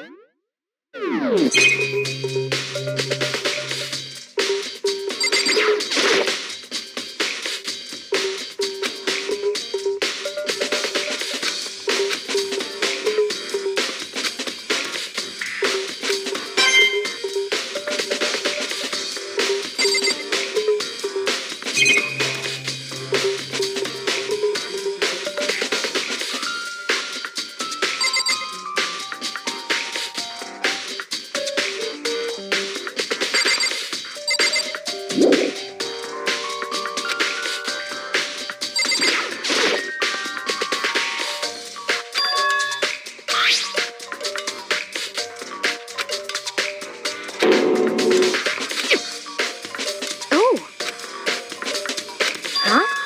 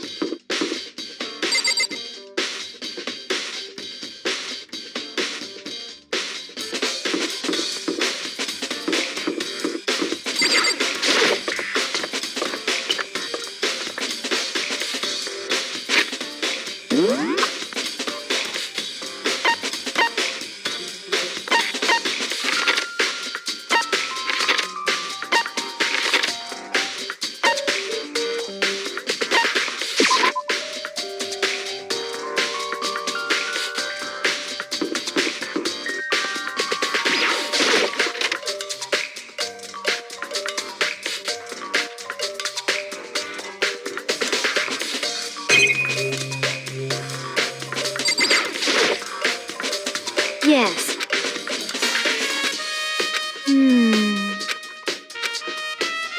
Indeed.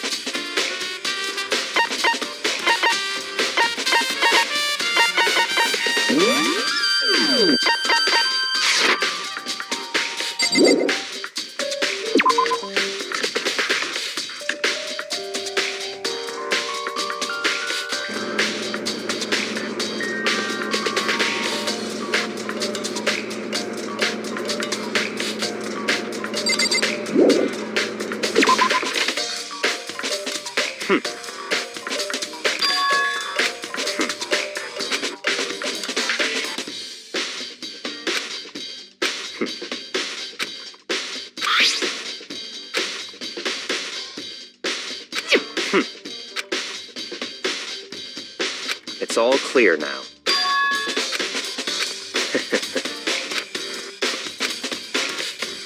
Goodbye.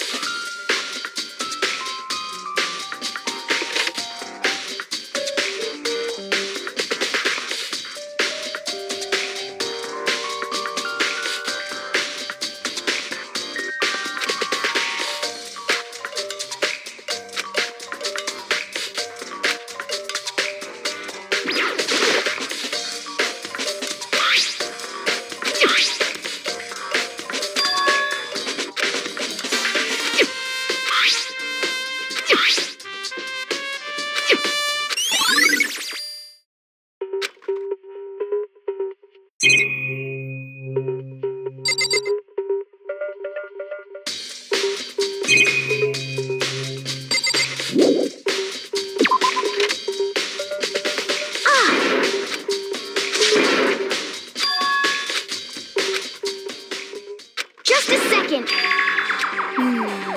Okay.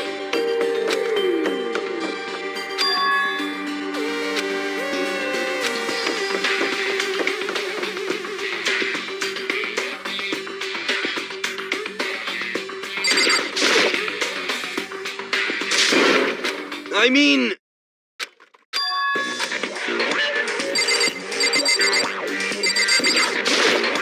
Right. Don't be mean! What? Well... It's nothing. Hey. And? I mean...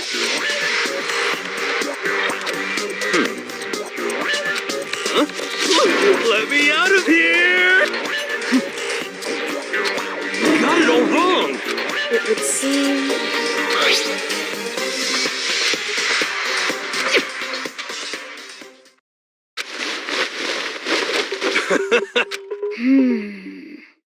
So then,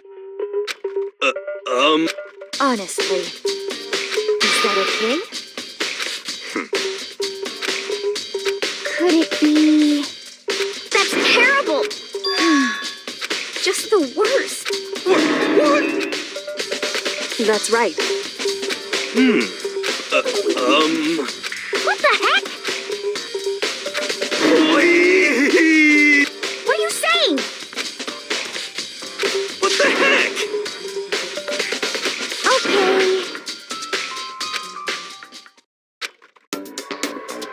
Huh. See? Look. See how loose it is? I mean, come on. I'm blind as a bat in here. Can't see my feet at all. I'm surprised you got anywhere in this thing. I'm telling you, it wasn't me! And not to mention, you totally can't bend at the waist. Seems like a pretty obvious oversight. That's not a very nice thing to say.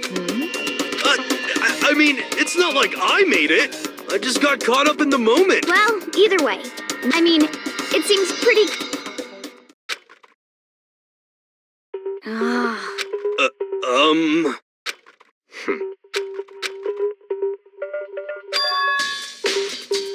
Just a second.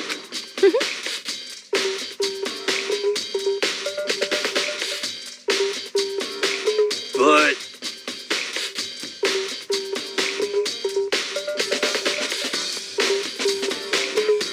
Honestly.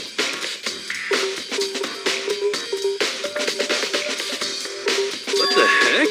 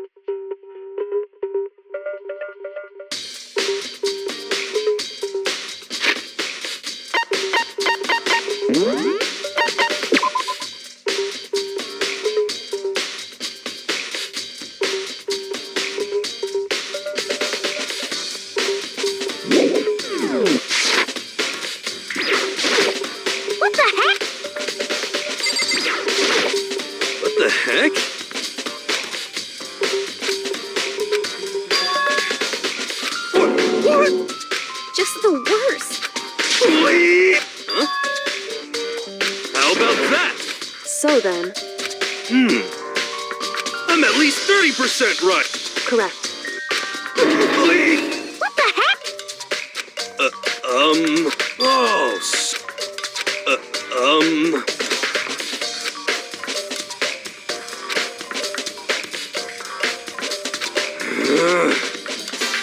Hey.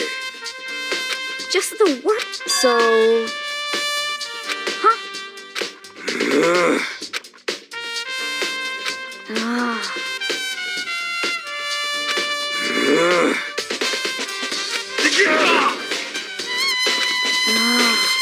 Don't be mean. Just a second. No way. Ah. Please.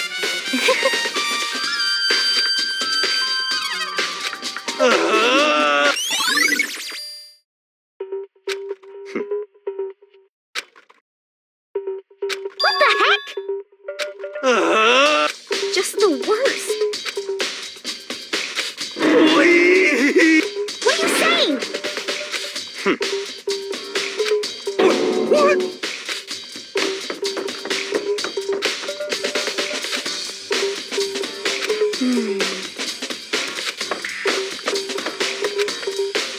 Makoto.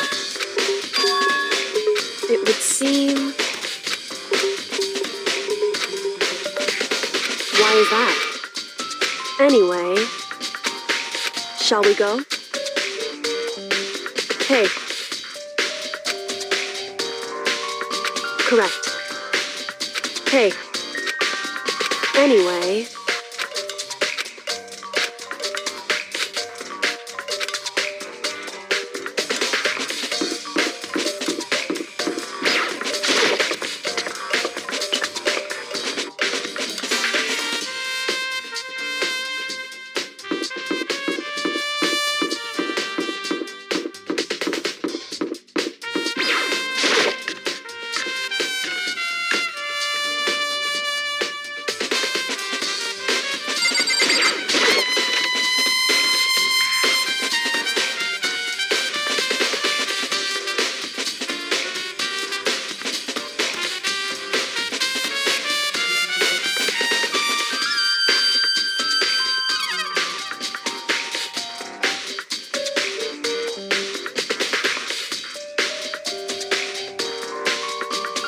So then...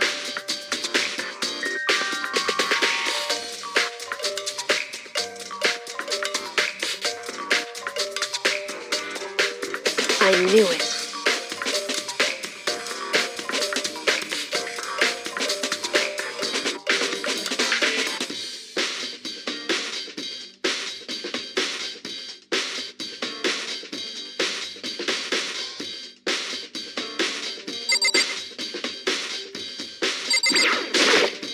I see.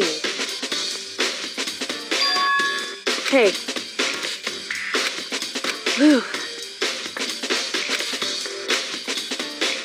So then...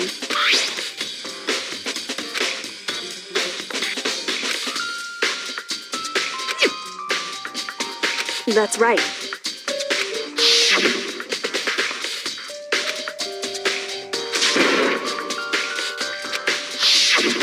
In other words...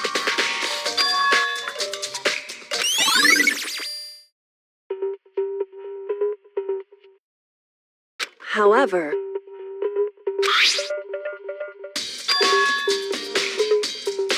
Makoto. Because...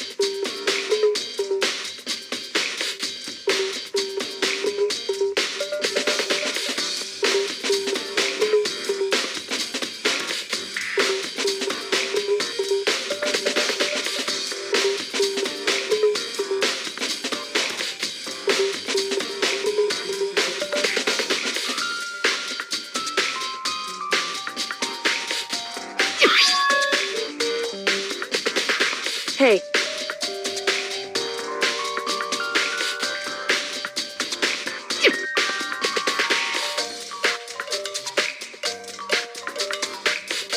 Is that right?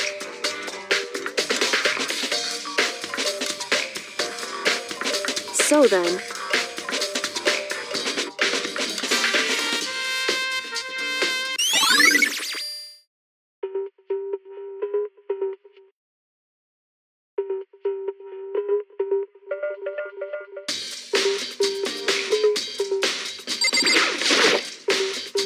Indeed. That's right. Indeed. Why is that? Hey.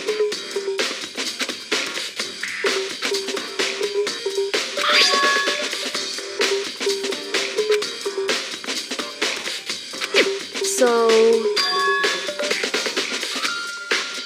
However...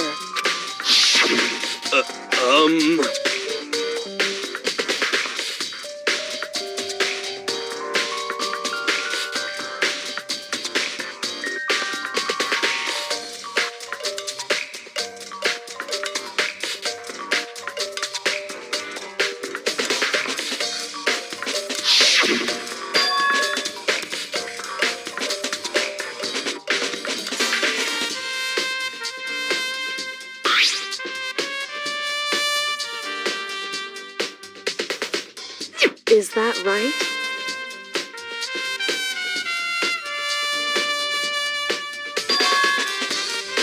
So...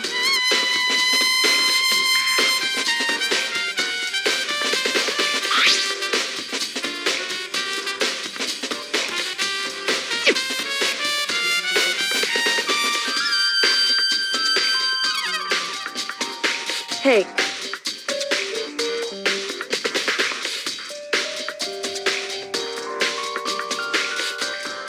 So then...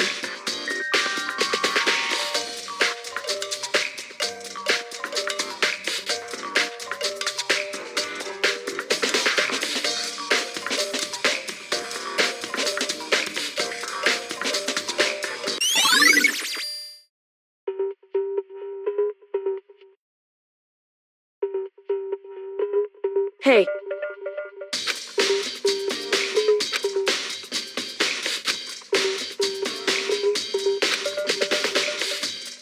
Is that right?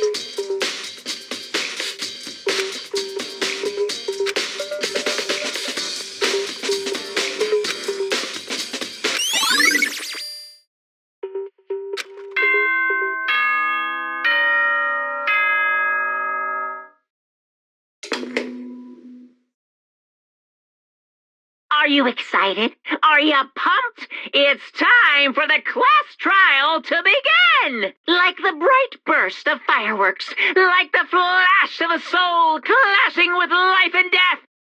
And so, with no further ado, everyone please meet at the usual spot.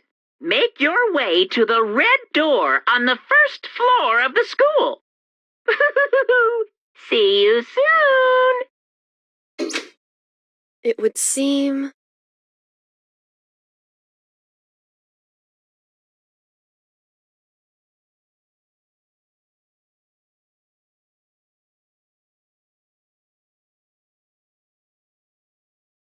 Shall we go?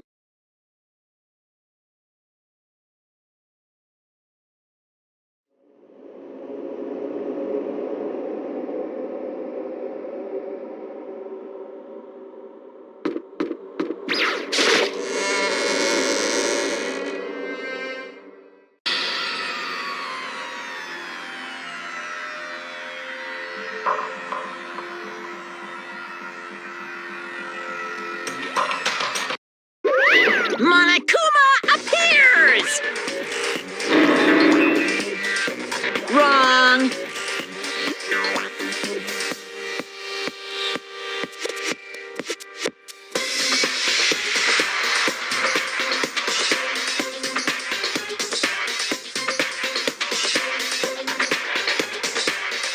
Whew. Boy, tough crowd. Stop talking. Okay. Hey! Hey!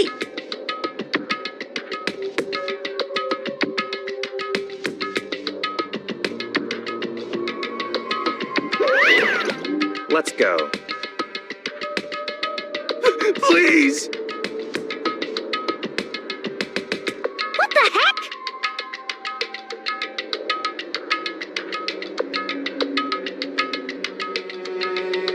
What the heck? Hmm.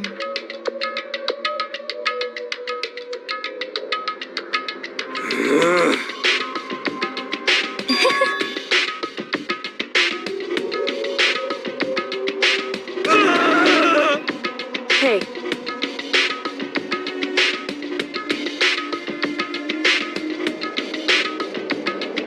That's right.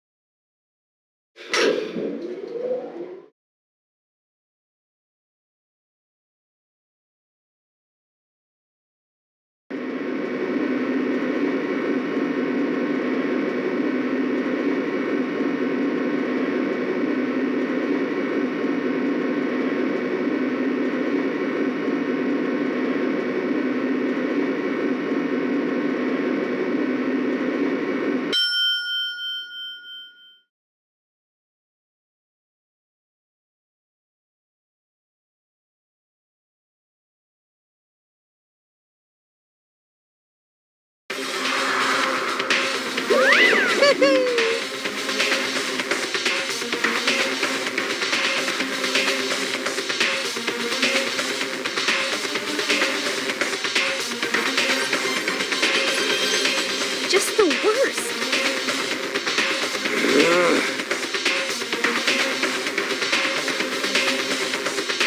What?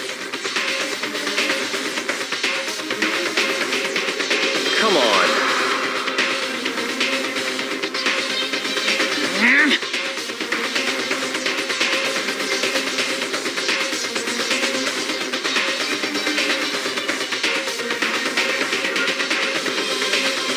Yoo-hoo!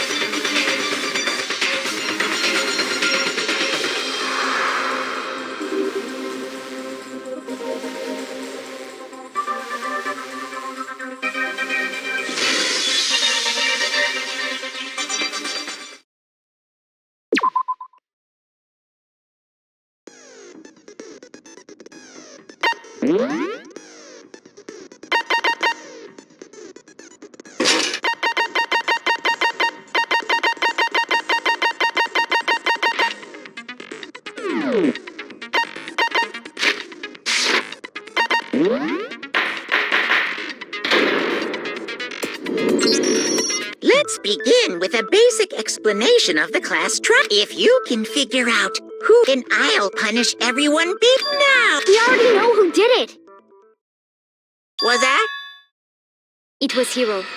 He does not have an alibi for when the murders took place, and we found him in that suit. Don't try and deny it. You killed them. I didn't! Someone knocked me out! I was asleep the whole time! I don't know anything about it! Shut your murdering mouth, murderer! Who are you calling a murderer? I am sorry to say, Hiro, but we do have evidence. Blueprints for the suit. Parts we assume were used to build it. And all of it was found in your room. You have to admit, the evidence is quite compelling. It points to you as having created the suit and wearing it while committing crime after crime. How many times do I have to tell you? I don't know!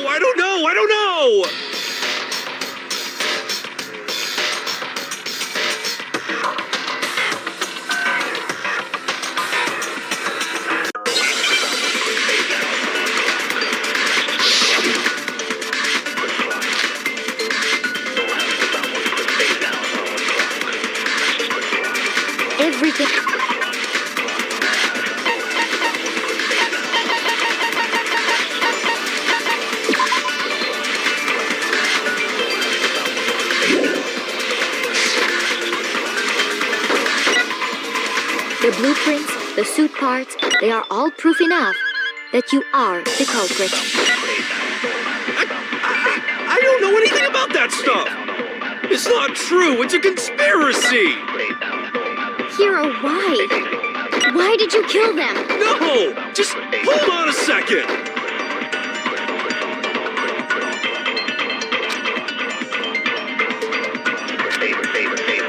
Everything we found in your room. The blueprints, the suit parts, they are all proof enough. No, it's wrong.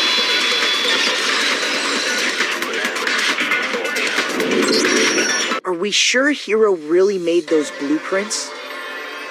What do you mean? Well, take a look at this. It's the note that Hiro wrote, asking everyone to meet up after Alter Ego disappeared. The handwriting's obviously different, wouldn't you say? When you compare it to the blueprints. There's no way you could think the same person made both of them. Unless that person made it a point to disguise their handwriting. No, the differences are bigger than that, I think. Come on! I'm not smart enough to think of trying to change my handwriting anyway. So Makoto, are you saying you don't think Hiro's the culprit? And he's not the only one. I think Hiro's innocent as well. Then who was in that Robo-Justice suit? Is it like Hiro said? Was there really someone running around in a second suit? The suspicious individual hidden within the suit. Go ahead, Makoto. Tell them who it was. So, who was in the Robo-Justice suit?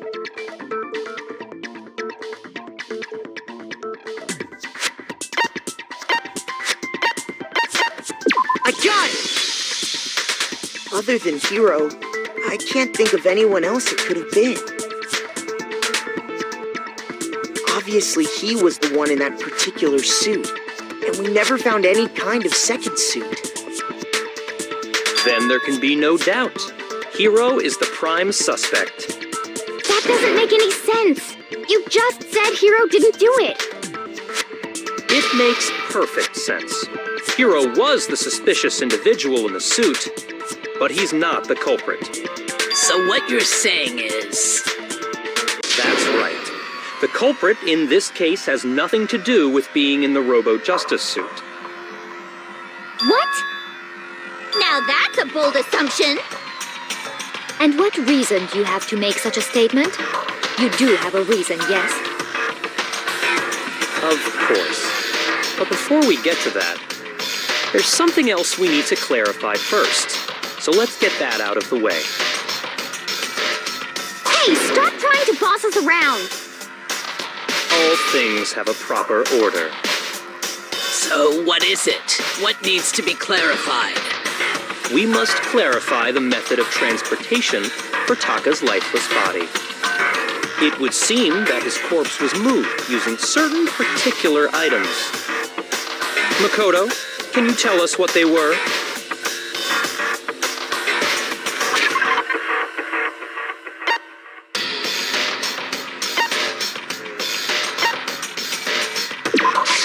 I got it!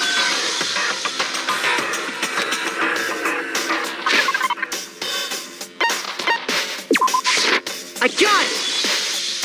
They were a dolly and a tarp, right?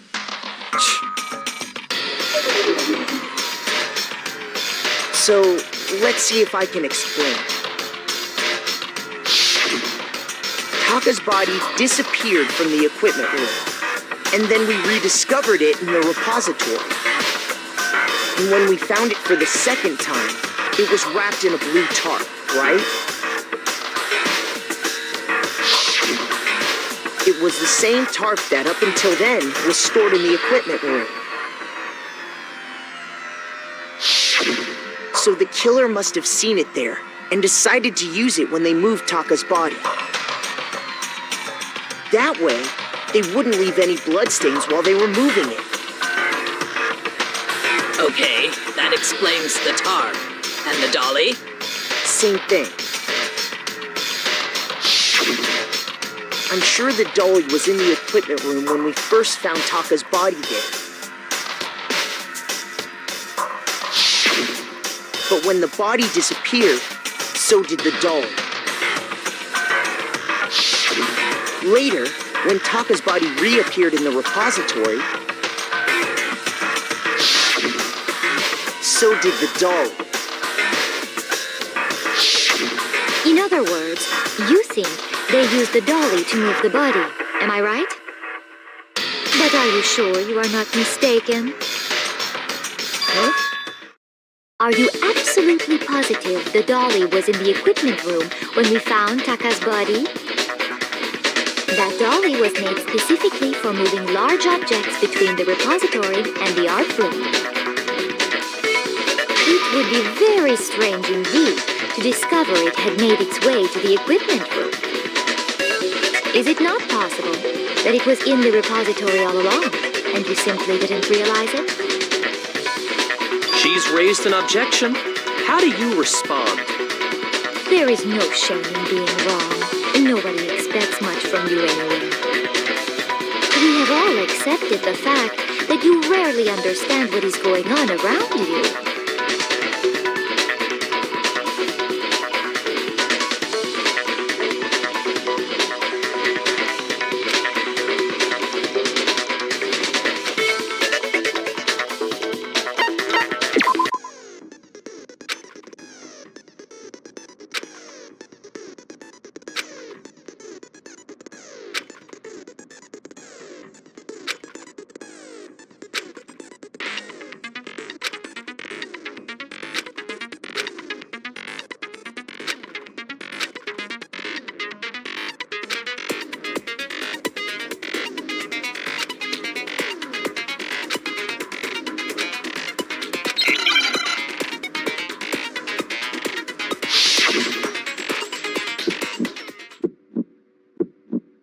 You have it wrong.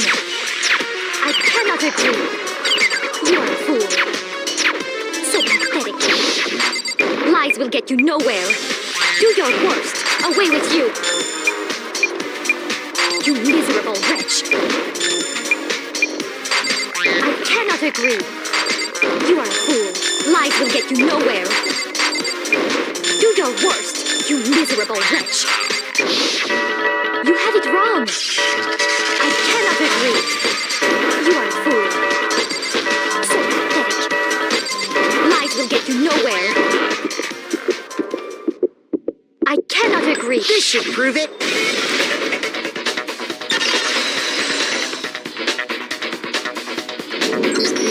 If you're asking for proof that the dolly moved, I have it right here. When I found the dolly in the repository, one of the wheels had a blood stain on it. There was a pool of blood in the equipment room with a tire mark in it that matched the dolly wheel's tread. The killer probably rolled the dolly through the blood on accident as they wheeled the body out of the room.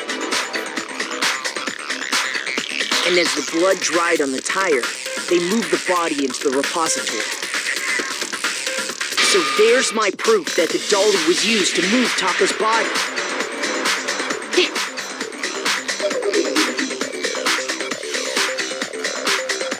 Well, anyway, that was just something we had to get out of the way. Let's get back to the main subject. Yeah, the subject of how Robo-Justice didn't do it. Because if it's not a killer robot, then what kind of robot is it? I'm not sure that really matters. I'd be happy to explain why the occupant of the suit couldn't possibly be the killer. If you look back on how the body was transported, it will become immediately obvious.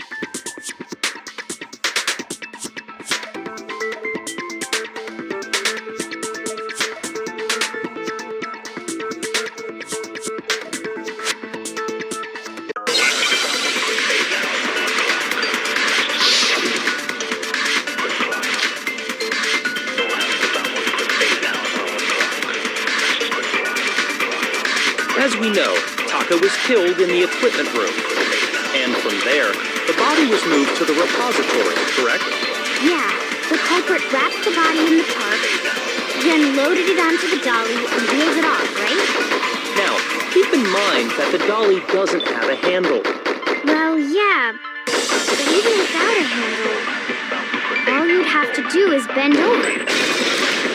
No, it's wrong.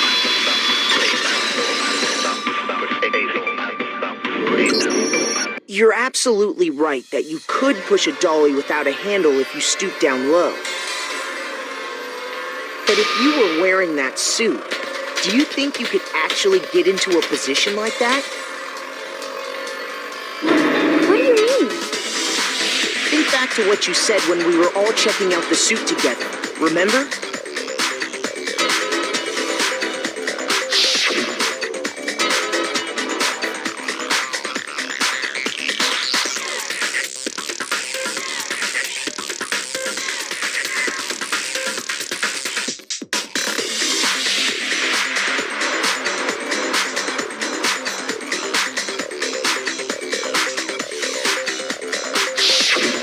When you're in that suit, not only can you not see your feet, but you can't even bend at the waist. Am I right about that? Now that you mention it, yeah. It seems like it'd be awfully hard to push that dolly if you couldn't bend over. Well, what's to stop you from simply pushing the dolly with your feet? When you can't even see your feet? You really think someone could kick the dolly all that way? Yeah, it'd be totally impossible. Not that I can say for sure myself. On top of that, you were wearing such a rigid, cumbersome suit. It's very unlikely you would have the dexterity to go about wrapping the body in a tarp. Well, I mean, isn't that just a matter of taking off the suit when you're ready to move the body?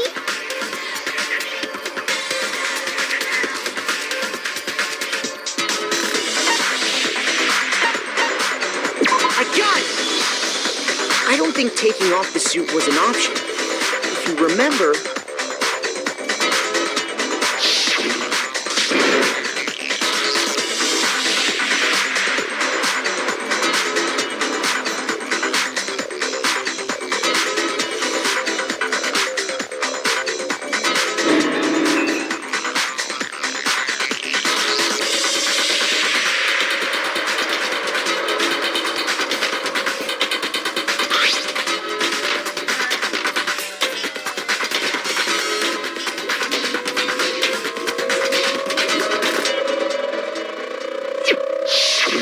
That's true.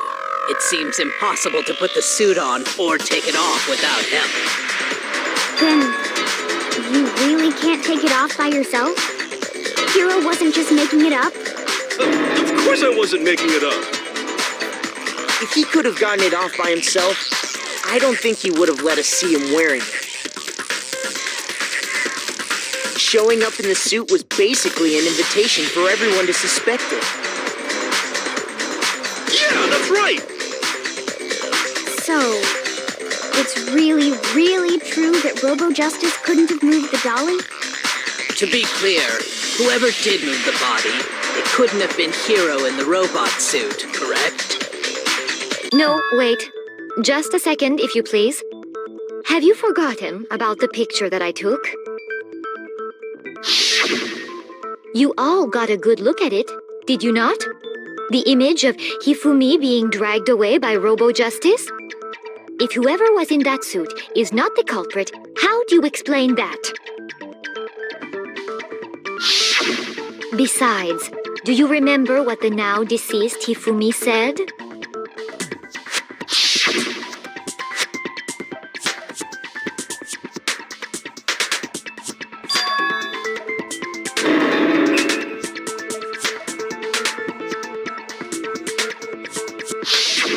So long as those facts exist, the proper conclusion is beyond question. The individual inside the suit and the culprit are one and the same. It was Hiro, without a doubt. Yeah, that's gotta be right. Hold on a second. It's still far too early to reach that conclusion. Besides, there's no hurry to decide who did it. Before we rush to a verdict, shouldn't we explore every single possibility? Instead of seizing on one viewpoint, the truth is uncovered by analyzing things from every angle. Perhaps, but where do we go from here? Let's review this series of unfortunate events from the beginning. Maybe we'll uncover something new. What a pain in the ass! I don't disagree, but our lives are on the line. If this is what it takes, we have to do it. Plus, maybe we'll get to find out where the heck Kyoko was when everything went down. All right then, let's take another look back at what happened. I suppose we could start with this morning. 4 of us gathered together in the dining hall. Makoto, Hina, Kyoko, and myself. We waited there for quite a while, but nobody else showed up, so we went to look for everyone. That was around 8 a.m. And as soon as we split up, Kyoko went missing. Soon after that, Hina found Celeste in the rec room and quickly came to get Makoto and me. It seems I was unconscious for about an hour after I was attacked by my mystery assailant. I know it was an hour because I remember being attacked a little after 7. That was when we saw Celeste's picture and discovered that her assailant had been wearing a strange costume. As it turns out, it was Robo-Justice. It also soon became clear that this same Robo-Justice had abducted Hifumi. We were soon joined in our search by Byakuya and Toko, and then went on to find Hifumi in the library. He was injured, so we took him to the nurse's office and resumed our search for the suspect. But not long after leaving the nurse's office...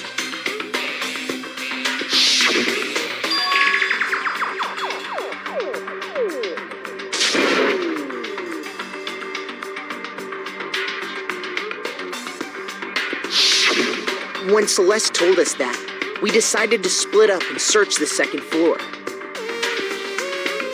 And soon after that, I saw someone moving around on the 3rd floor, and I yelled out to everyone as soon as I did.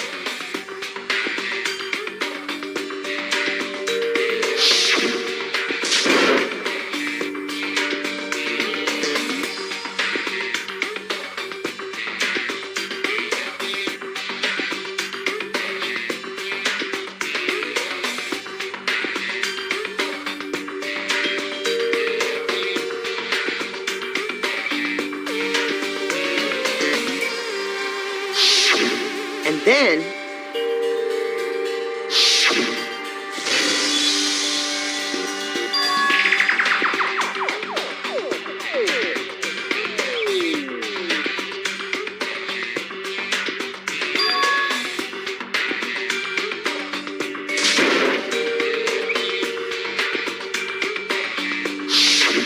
At that point, we decided to divide up into 2 groups.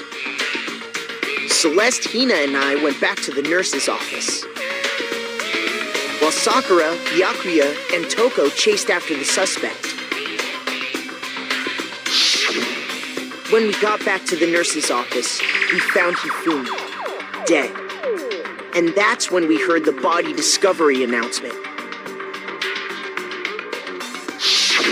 I left Celeste and Hina there and headed back to the 3rd floor to let the others know what had happened.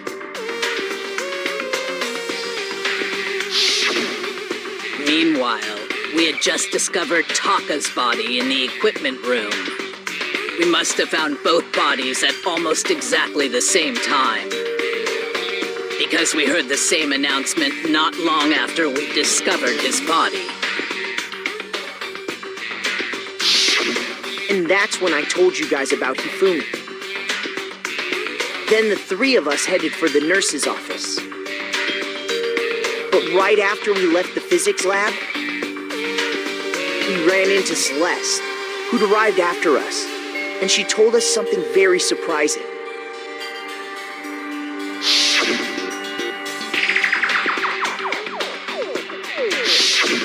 We rushed back to the nurse's office and saw that she was right.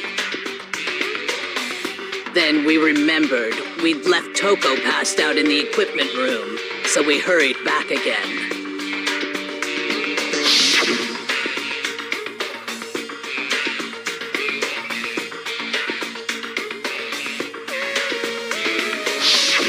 But when we got there, we discovered that now Taka's body had also gone missing. Next thing we knew, we were searching the school for 2 missing dead bodies. And after some time... Celeste informed us that she'd found the bodies, and we all headed to the repository, which is where we rediscovered the corpses.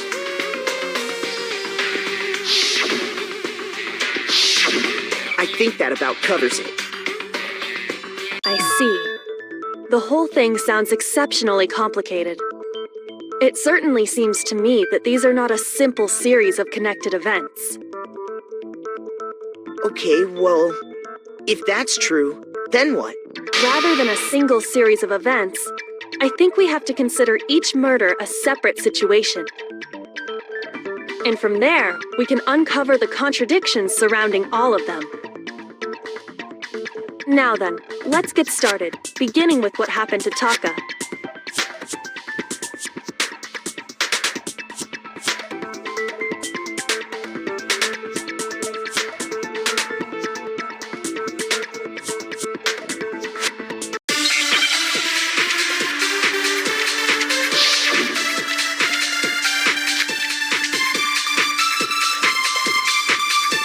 So, regarding Taka's death,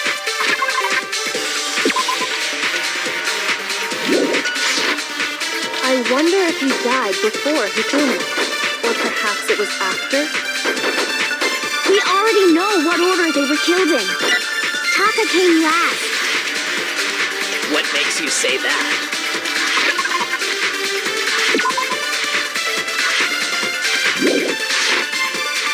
Because of the numbering of the Justice Hammers.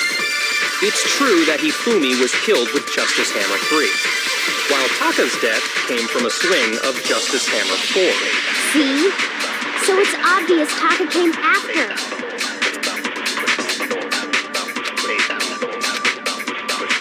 So, regarding Taka's death, I wonder if he died before Hifumi, or perhaps it was after? We already know what order they were killed in. Taka came last. What makes you say that? Because of the numbering of the Justice Hammers. It's true that Hifumi was killed with Justice Hammer 3, while Taka's death came from a swing of Justice Hammer 4.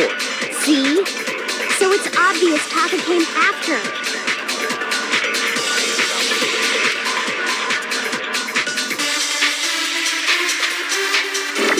So, regarding Taka's death, I wonder if he died before Hifumi, or perhaps it was after? We already know what order they were killed in. Taka came last. What makes you say that? Because of the numbering of the Justice Hammers. It's true that Hifumi was killed with Justice Hammer 3, while Taka's death came from a swing of Justice Hammer 4. See? So it's obvious Taka came after.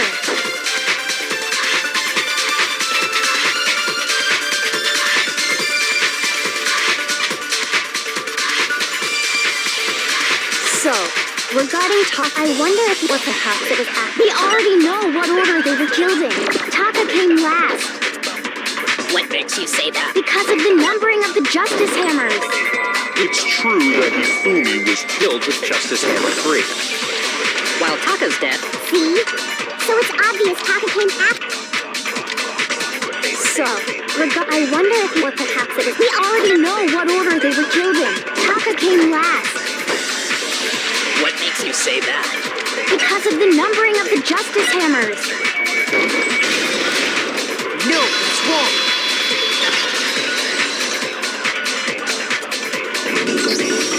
Hold on. there's no reason to assume that the hammers were used in the same order as their numbers. If anything, that's just another way the killer tried to disguise their actions. So you're saying the culprit wanted us to think the hammers were used in order,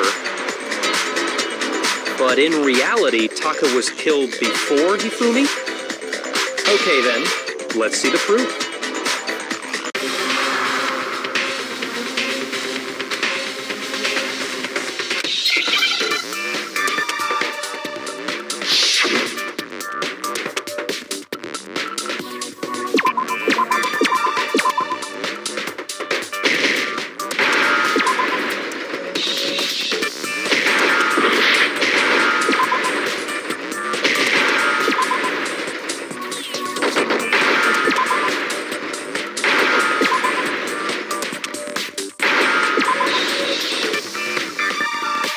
Understand?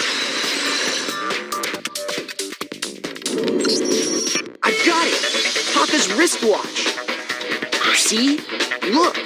It broke with the hands pointing just past 6 o'clock. It must have gotten broken when he was attacked by the killer.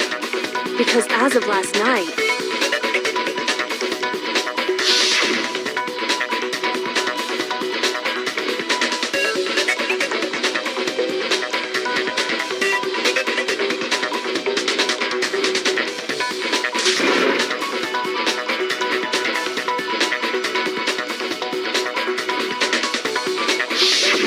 so if it wasn't broken after 6 last night, then he must have been attacked around 6 this morning. And that would be his official time of death. But if that's true, then he was killed well before Hifumi. And before Celeste was attacked this morning, which happened around 7. That's right. Taka was killed before any of the other incidents took place. That simple fact slipped past all of us. We made the wrong assumption about the order of events, all because of those justice hammers. That's exactly why the culprit wrote the numbers on each hammer and had them increase in size. That way, when we saw how they were used in each incident, we'd easily make that wrong assumption. Now, if Taka was killed around 6, then everyone's alibis for his murder go out the window. Because when he was killed, we hadn't met up in the dining hall yet. That may be true in the case of Taka's murder. But all of our alibis still hold true for Hifumi's death. That's right. With him, at least, we're all safe.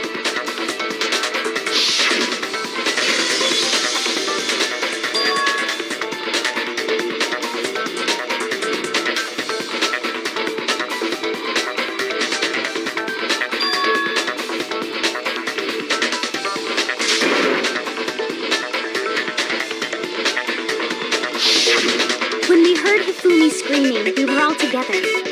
Except for Hiro and Kyoko. Then we all ran down to the nurse's office, and that's where we found his body. That's totally true. We're all in the clear. Oh, I know! They must have recorded him screaming on a tape or something, then played it later on! If that's true, where's the tape? I don't know. Don't just go making stuff up. Anyway, we all have rock-solid alibis for when we heard Hifumi scream. Since all of us were there together, clearly none of us could have killed him. And it does not stop there. There was also the moment when we discovered his body had disappeared. When his body vanished from the nurse's office, Hina and I were in the bathroom together, while everyone else was in the equipment room, correct? And then there's the disappearance of Taka's body from the equipment room. At that time, we were all gathered together in the nurse's office because of Hifumi going missing. Well, don't forget, I was passed out in the equipment room the whole time. Wait, then what if Genocide Jill did it? She could have dragged Taka's body out of there right then! Even if she could pull that off, there's no way she could have done the same with Hifumi's body. Because, as we just established, she was passed out in the equipment room when his body disappeared. Besides, I didn't do either of them anyway. In other words, it is impossible that any of us could have killed Hifumi or moved either of their bodies. On the other hand, Hiro and Kyoko had disappeared, so they most certainly could have done those things. So what now, Kyoko? For now, we can't get fixated on. So instead of who, I propose we start talking about how. In particular, I think we need to figure out how Hifumi's body got moved. That's true. We searched everywhere, but we couldn't figure out how to explain his body disappearing. And according to what Celeste said,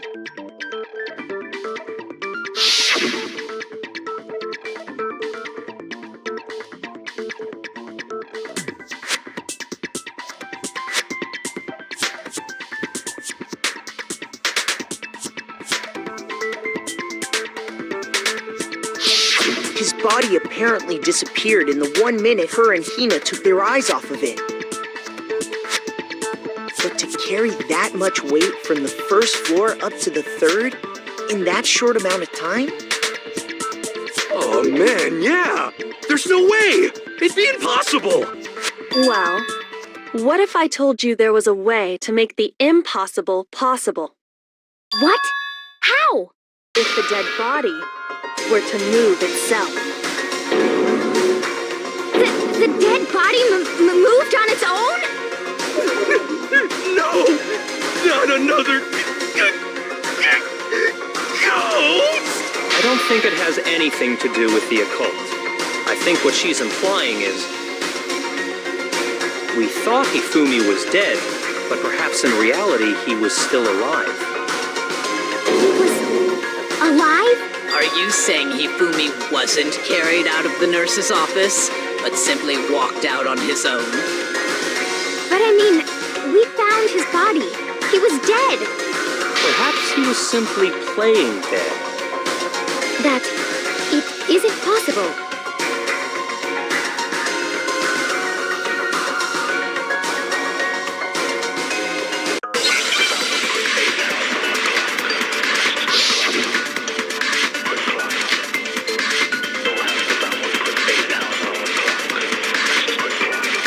Are you...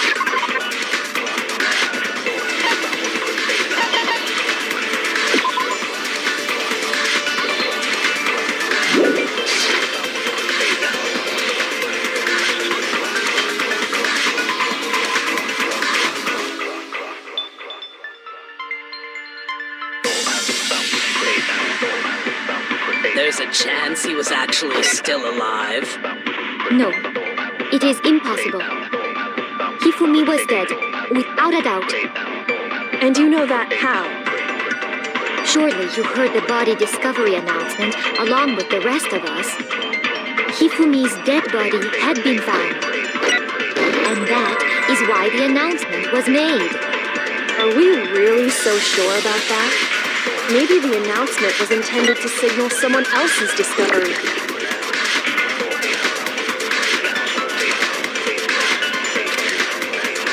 Are you saying that when we first found him, there's a chance he was actually... No, Hifumi was dead, and you know that how surely you heard the body discovery of Hifumi's dead body had been found.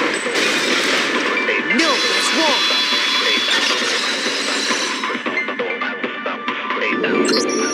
Was the body discovery announcement that was made really intended for Hifumi? Of course it was. The announcement played right after we discovered his body. Maybe. But that was also the same time that Taka's body was found. That's right. It wasn't long after finding his body that we heard the announcement. So there's a good chance we've made a mistake in there somewhere. I think we've confused whether the announcement was for Hifumi or Taka. First of all, if 2 bodies had been found, there really should have been 2 announcements. Maybe Monokuma simply got lazy and rolled them together into one. What do you say, Monokuma? Any comment? Well, it's a very sensitive issue, so I can't go into too much detail. But what I can say about the body discovery announcement is that it's only broadcast when 3 or more people find a dead body for the first time. That didn't answer our question, man. We're asking if you're a lazy bum. No, actually, that was plenty. Huh? He said it's only broadcast when a body is discovered for the first time, which means even if we find the same body again later, he won't make the announcement again. If that's true, then why was the announcement made again later on? Huh? Later on? Exactly. We heard the body discovery announcement twice.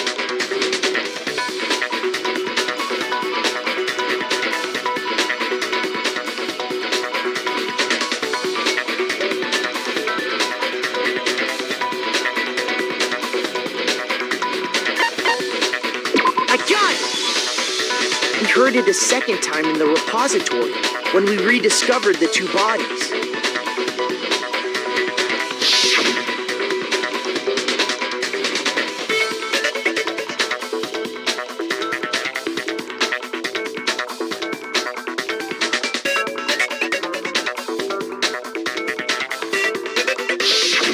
It didn't seem weird at the time, but it contradicts what Monokuma just told us, doesn't it? Exactly. If we were actually rediscovering both bodies, the announcement shouldn't have played. And in reality, when the 2 dead bodies were rediscovered, one of them was actually being discovered for the first time. So, when we found Hifumi the first time in the nurse's office, he wasn't actually dead yet. Meaning, he wasn't actually found dead until we came upon him in the repository. And that's just part of it. There's one other thing that leads me to believe he was still alive in the nurse's office. Oh, I know! Because he was super good at playing dead! Bada bing, bada boom! That is the worst logic I have ever heard. But honestly, I do not think there's anything that can prove he was still alive. Okay then, let's take another look at the events surrounding the discovery of his body. Then it should become clear whether he was really alive or not. This whole thing is pointless.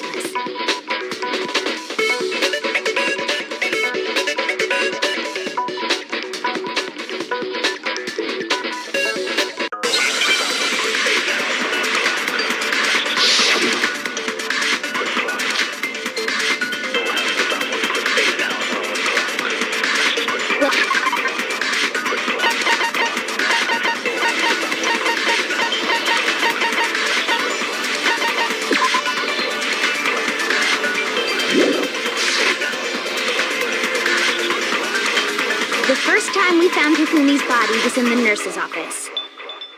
And then, while me and Celeste were in the bathroom, his body disappeared. And the next time we saw his body, it was in the repository. But when you compare his body before being moved and his body after being moved, other than the change in how it was positioned, there was no notable difference. No, it's wrong.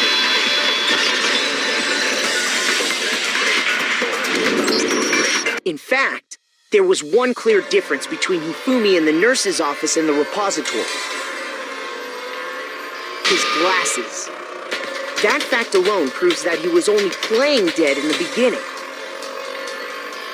Perhaps you'd like to fill the rest of us in? When we found Hifumi in the nurse's office, his glasses were covered with blood. But when we found him again later in the repository, they were spotless. And I found the item he used to wipe them clean in the nurse's office trash can.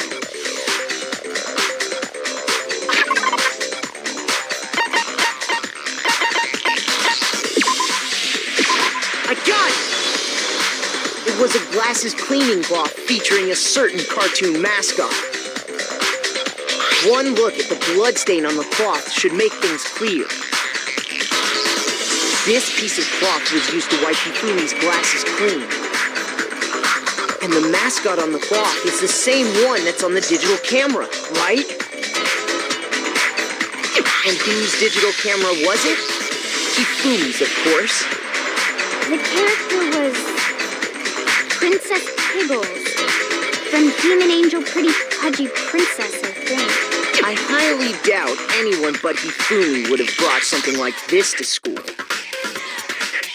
I see your point. And the only people here who wear glasses are... I wouldn't be caught dead using a tacky piece of garbage like that. A few tissues is all I need to keep my glasses clean. Then there's no question. It belonged to Hifumi.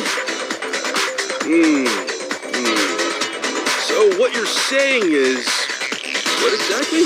What I'm saying is, the blood on his glasses was wiped away using his own glasses cleaning cloth. Even if that is true, it does not mean he wiped the blood off himself. But who would benefit from a clean pair of glasses other than the glasses owner? That's a good point. Then it must have been him, right? So let's assume that Hifumi was still alive in the nurse's office. He pretends to be dead. Then when he's alone, he wipes his glasses clean so he can see. Then he stands up and walks out on his own 2 feet. And with that, the impossible task of moving his copious corpse becomes possible, wouldn't you say? But then, if he was just pretending to be dead, what was with all that blood? Was it paint or something? The fridge in the nurse's office contains packs of blood for emergencies. He probably used one of those. He figured if he was gonna play dead, he should go all out, so he just dumped it everywhere! But he got crazy with it and had to wipe his glasses off when he was done! God, what an idiot! And if Hifumi was still alive at that point, the disappearance of Taka's body is easily explained. It should be perfectly obvious who must have moved Taka's corpse.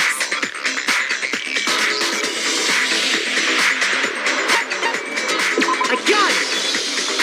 It could only have been Hifumi. While we were all gathered in the nurse's office, he went to the equipment room and took Taka's body. That also explains how the door to the repository got locked. The door was locked? Well, after the bodies disappeared, we all went looking for them, right? So me and Sakura headed for the repository. But when we got there, the door was locked. And the repository door can only be locked from the inside. Which means when Hina and Sakura got to the repository, someone was already inside. And it could only have been Hifumi, who just finished stashing Taka's body there. He convinced us all he was dead, and when he saw his chance, he dragged Taka's body to the repository.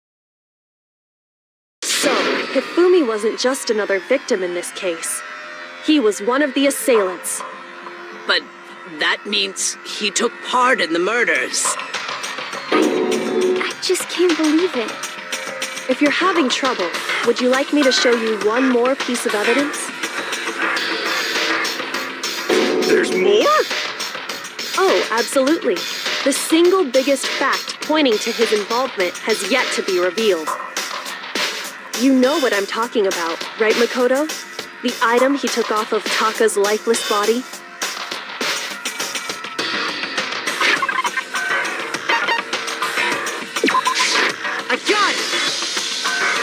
talking about the note Hifumi had hidden away, aren't you?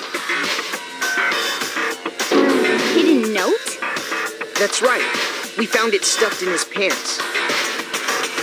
What? In his pants? Yes, his pants. Okay, well, forget about the pants for now. Take a look at what the note says.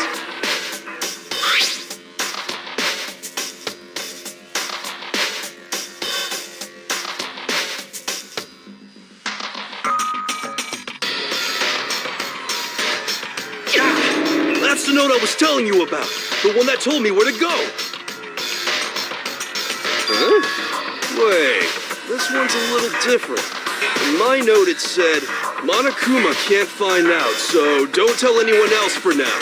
Let's meet in the rec room at 1 a.m. See, then this note isn't the same one Hiro got. It's not the same? In other words, the killer got in touch with another person besides Hiro. And that person could only have been...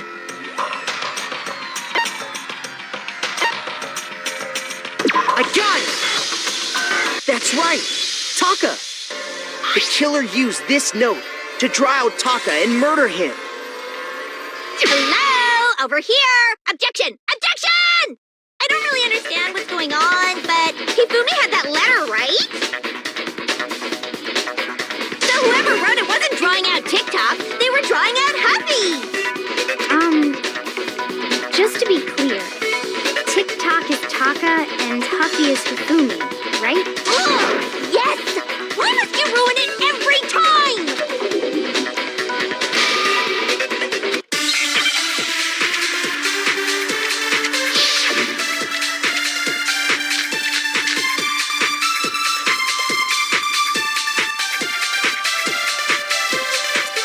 Huffy had the note, right?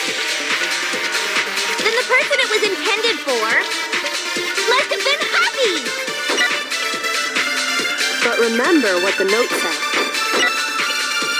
What time did it say to me? 6 a.m., I believe. The time doesn't matter! The note has nothing to do with TikTok! No, that's wrong!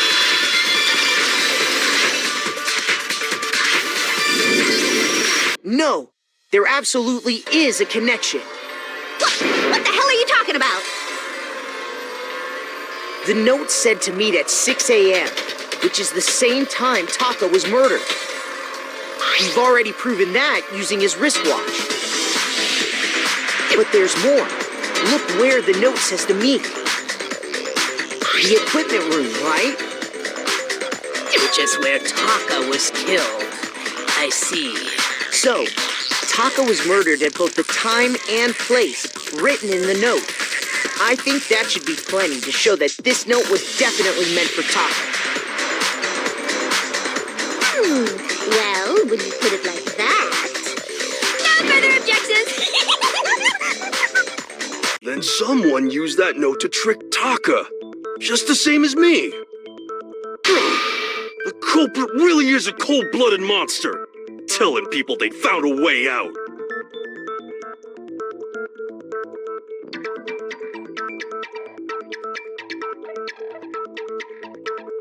But if they gave the note to Taka, what was Hifumi doing with it? Stuffed down his pants, no less! Most likely, Hifumi stole it off Taka's corpse after he died. Huh? He stole it? Where's your proof? Go ahead, show us.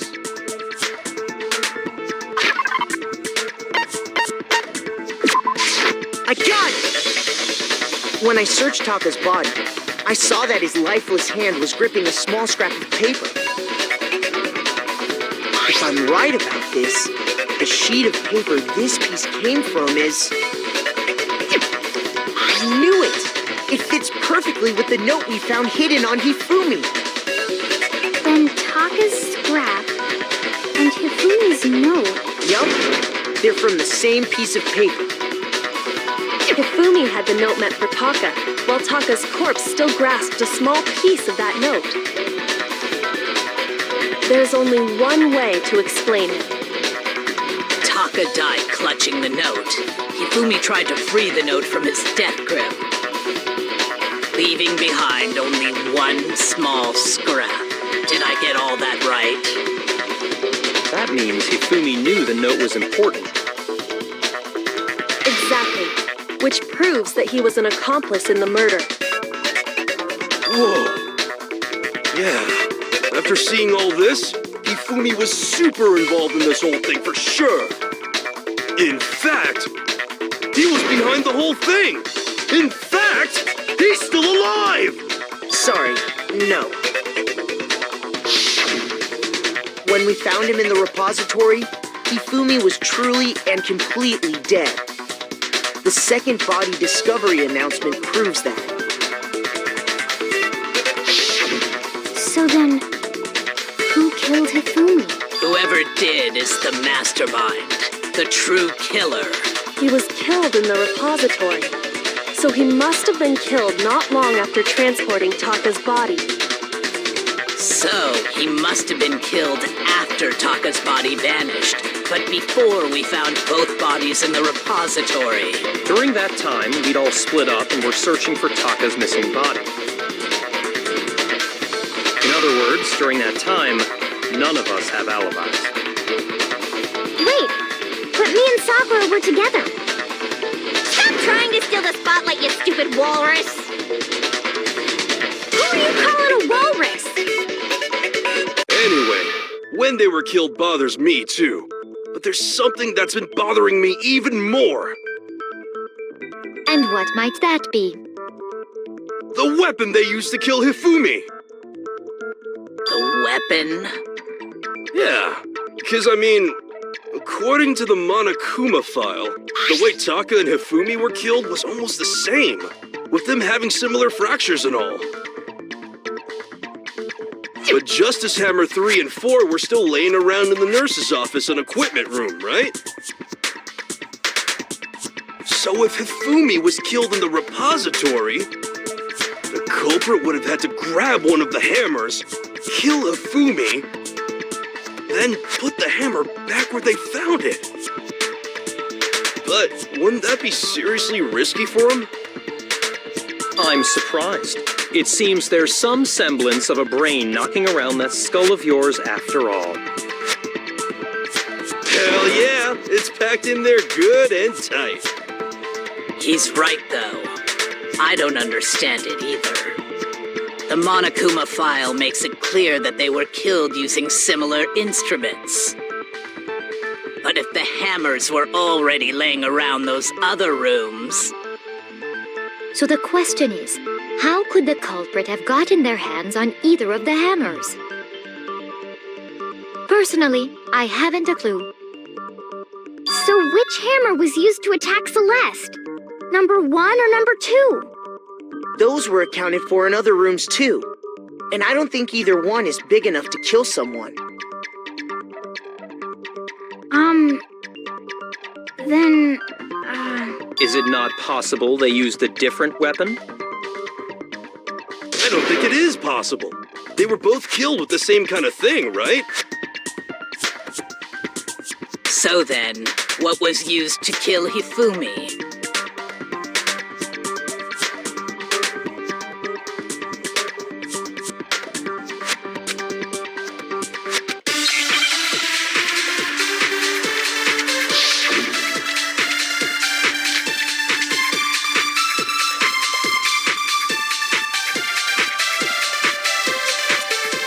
What was used to kill Hifumi?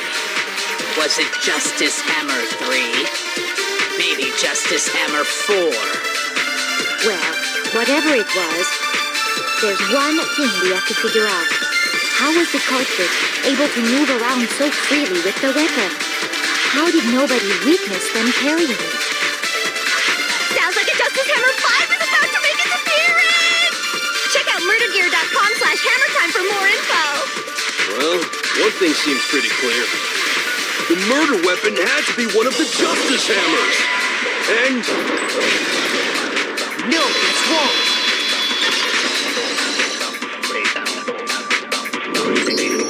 The murder weapon wasn't a Justice Hammer at all. No, it was something completely different. But, seriously? A different weapon? Specifically, a hammer from the repository. The killer could have easily used that to kill Hifumi. Now, all the hammers in the repository were covered in flecks of grit and debris. But for some reason, one of them had been scrubbed clean. And the reason it had been scrubbed clean was most likely because it was used to commit murder. If the hammer got covered in Hifumi's blood, of course they'd have to clean it off. I'd also like to point out that the repository has all kinds of hammers. Big ones, small ones, and even some flat mallet-like ones. I think whoever made the Justice hammers used those as a basis for their design. If that's true, that would explain the Monokuma file's note about the wounds being similar. So Hifumi moved Taka's body to the repository, where someone then used a hammer to kill him. Whoever did that is the true killer. The one Hifumi was working with. And the one who betrayed him. Hold on a moment. I still think it's strange to assume someone was working together with him. The way the graduation rule works, there is no benefit to helping someone else carry out a murder. So the idea that anyone would work together like that is simply ludicrous. We talked about this, did we not?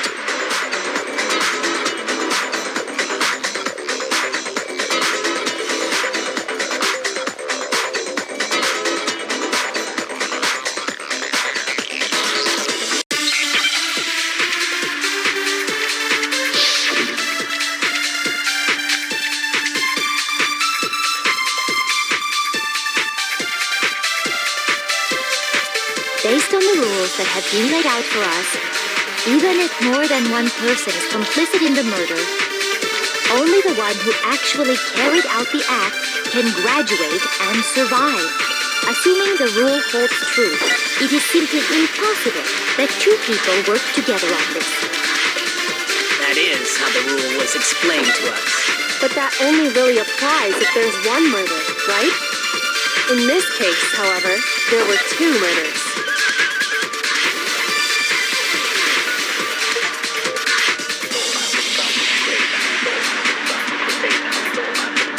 Based on the rules that have been laid out for us, even if more than one person is complicit in the murder,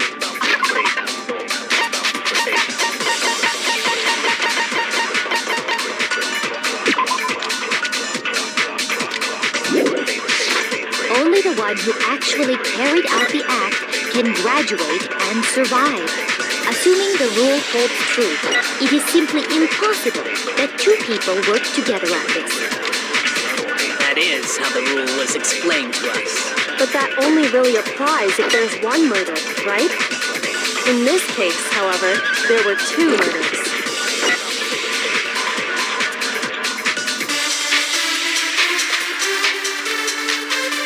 Based on the rules that have been laid out for us, even if more than one person is complicit in the murder, only the one who actually carried out the act can graduate and survive, assuming the rule holds true. No, that's wrong.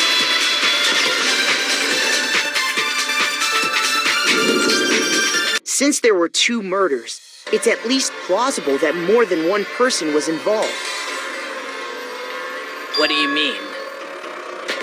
If there'd only been one murder, then yes, the idea of an accomplice isn't really worth considering. Naturally, if only one person can be saved per murder, an accomplice has no risk versus reward benefit. Risk versus reward benefit? The payoff for working together.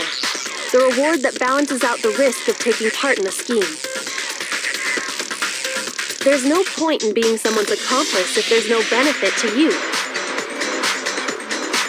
However, if there were some potential mutual reward for the risk, then cooperation becomes possible. You're saying that two people could act as each other's accomplices to commit two separate murders. I think that's what the true killer told Hifumi. They would each have an accomplice for their crime. And based on the case's events, Hifumi would have been the first one to act, murdering Taka. They made him carry out the first murder so he couldn't back out of helping them later on. So in this case, there wasn't one single person committing multiple murders. Instead, each person killed someone, creating two separate incidents. And it only looked like one person because that's how the true killer designed it to look. A single suspicious individual, a similar weapon used in each crime, disappearing bodies. By creating one seamless set of circumstances, they made it look like one person was behind it all. The mastermind picked their target and managed to convince him to go along with their plan. And then, to avoid the no accomplices rule, they simply killed their accomplice. Which, if true, means that betraying Hifumi was part of the plan from the very beginning. That's just awful. How could anyone be so cruel? You think so? I can't help but admire its cunning. Still, their choice of accomplice seems odd.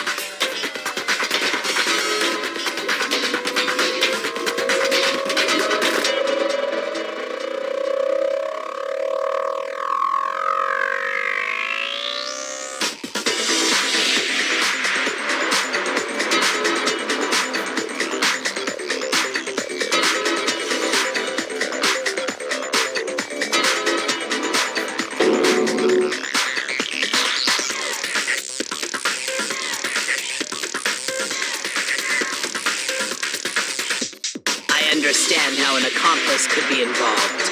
But then, who was the one pulling Hifumi's strings? That's problem numero uno right now.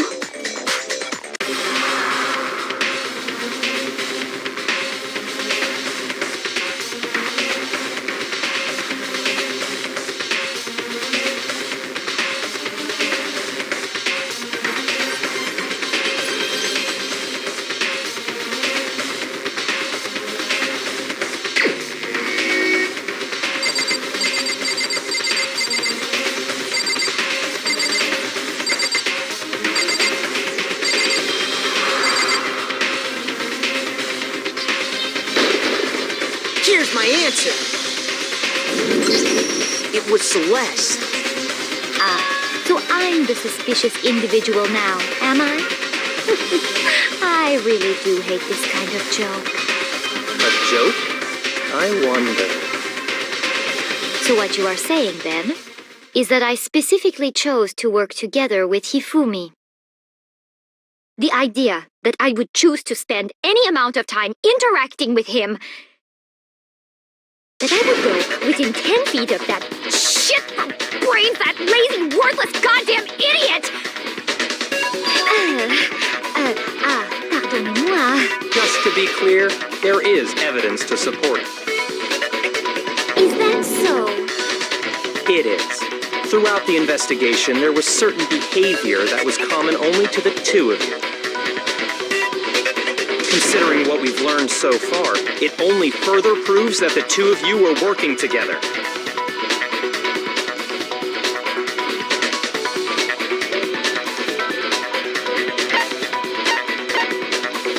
I got it! The behavior they had in common has to do with the suspicious individual in the suit, doesn't it?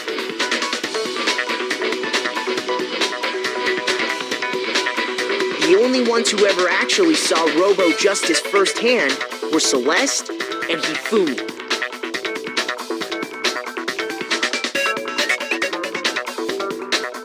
Shush! The adults are talking now. Sorry. As he said, only Celeste and Hifumi ever laid eyes on the costumed individual.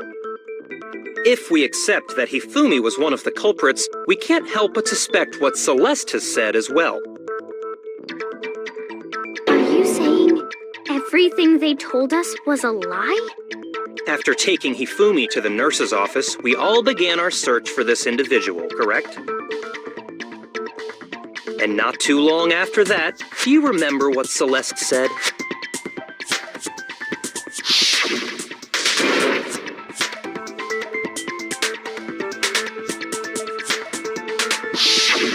We headed to the second floor specifically because of what she claimed to have seen.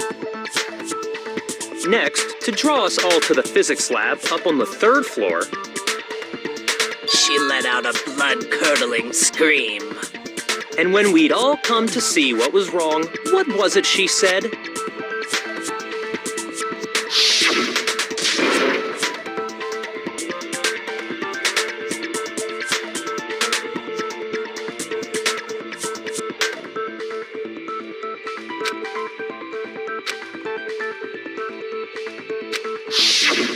Once she'd done her job of getting us all up to the physics lab, it was time for her partner to get to work.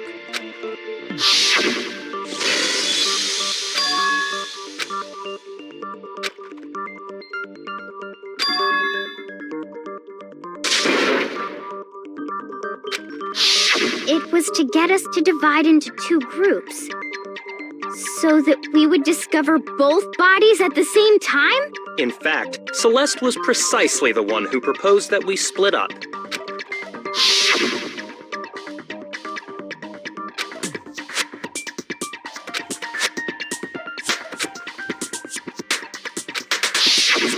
Well, if Celeste and Hifumi were working together, all those chance events suddenly become connected. And on top of that piercing cry of yours early on.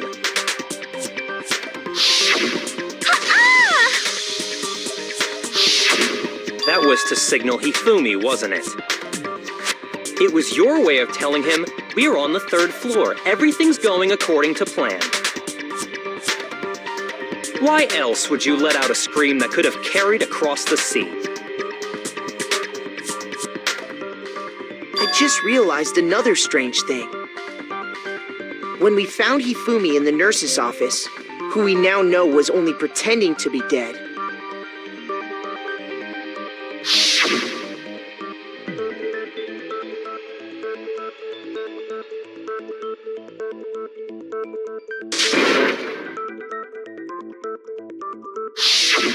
Celeste, you were the first one to say he'd been murdered.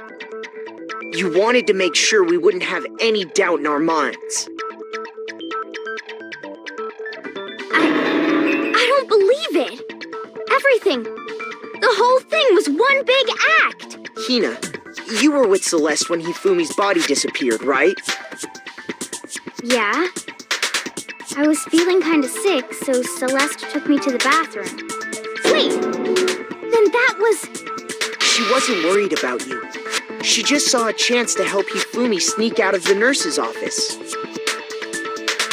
Each piece isn't much by itself, but start putting them together and the picture gets very ugly indeed.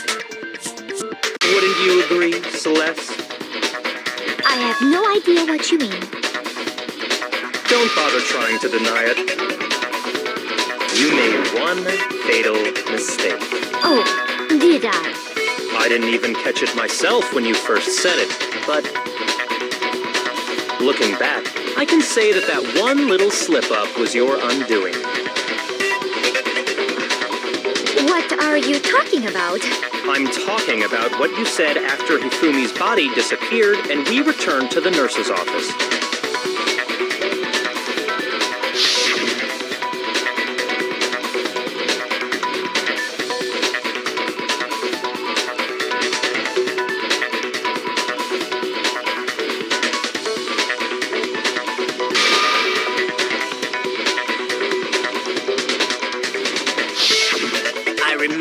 Saying that too, but I don't understand what's so strange about it. Then pay attention. Sakura, Toko, and I were first to discover Taka's body in the equipment room. Then Makoto showed up and told us Hifumi had been killed, so Sakura and I left with Makoto. Once we were in the hall, we ran into Celeste, and the four of us headed to the nurse's office. Now, the entire time we were together, none of us said anything about Taka being dead. think about it. Celeste's comment doesn't make sense. It was completely out of place. Yeah, I see what you're talking about. Although I don't really get what it means. You hear that, Celeste? Everyone's having some trouble understanding. Could you repeat what you said? If you're really not the culprit, you shouldn't have any problem repeating it, right?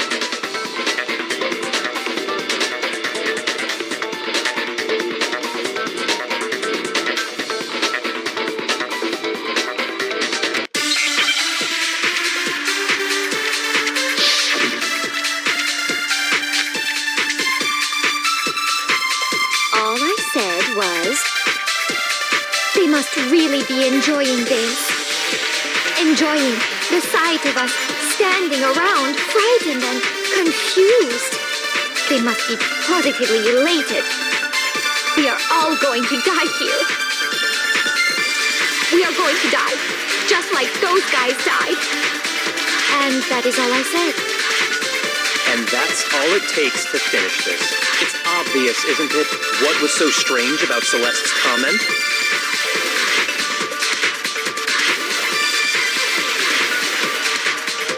All I said was, they must really enjoying the sight of us. They must be. We are all going to die. We are going to die, just like those guys died. Shoot! All I said was, they must really be enjoying this. Enjoying the sight of us standing around, frightened and confused. They must be positively elated. We are all going to die here. We are going to die, just like those guys died. And that is all I said. And that's all it takes to finish. What was so strange about Celeste's comment?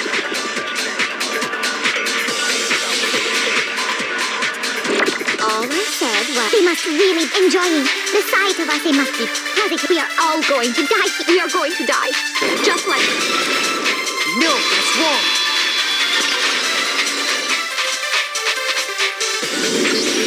That's right. There's no reason Celeste should have said, just like those guys died. When she said that, none of us had told her Taka was dead. Exactly. And we didn't run into her until after we were all out in the hall. So there was never any chance for her to have seen his body in the equipment room for herself. So how did you know, Celeste? How did you know more than one person had been killed? And how did you know they were both guys? Because Kyoko had also disappeared, right? So she could have been dead too. You all have such vivid imaginations. You know that? Imaginations? You claim that I was lying when I told you about the suspicious person I saw. Then what about the picture I took? How do you explain this picture of the costumed villain dragging Hifumi away? It has to be some kind of setup, right? So let's put the suit on, and then she used the camera's timer to set up the picture. Have you so quickly forgotten? You are the only one who could have possibly fit into that suit. Plus, I happen to know that this particular camera does not have a timer. In other words, it is an unassailable fact that this is a picture of Hifumi being dragged away. If everything I told you was a lie, how can this picture exist? Simple. Are we sure that's really a picture of the suspect dragging Hifumi away? What could you possibly mean by that? Surely there are other explanations than the one you've offered up. No, there is no other explanation.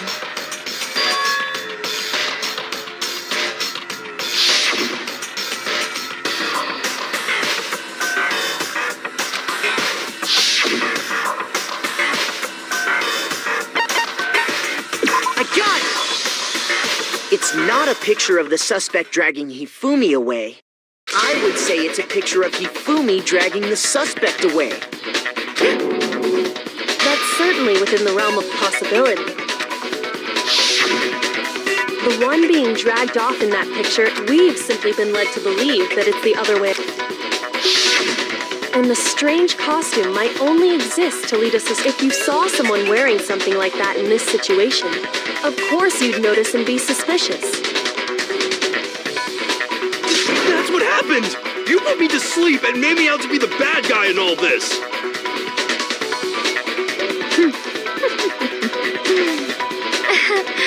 Such a thing is utterly impossible. Hifumi was dragging him away? Ridiculous. Is it? I don't think it's ridiculous at all. Then shut your mouth and allow me to educate you.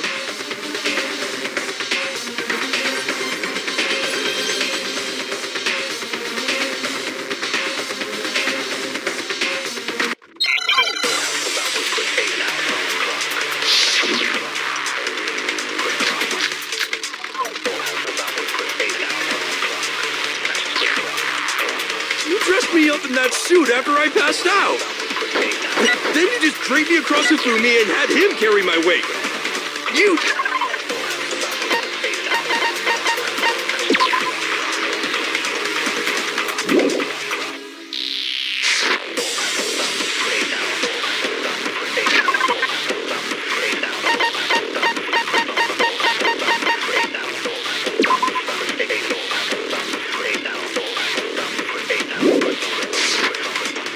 Like I said, ridiculous. As you can see...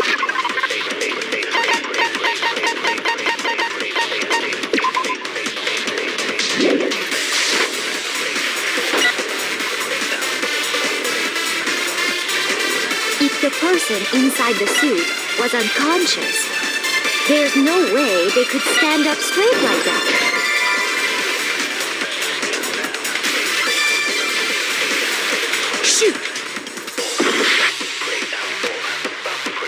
You dressed me up in that suit after I passed out. Then you just draped me across Hifumi and had him carry my weight. You tried to make me look like the bad guy. Like I said, ridiculous. As you can see in the picture.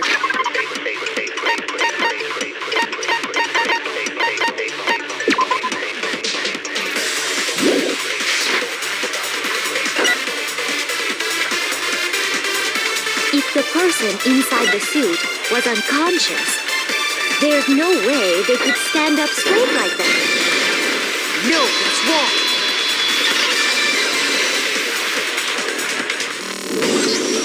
No. Even if the person inside the suit were unconscious, they could still stand up like that. Because that Robo-Justice suit had a certain characteristic.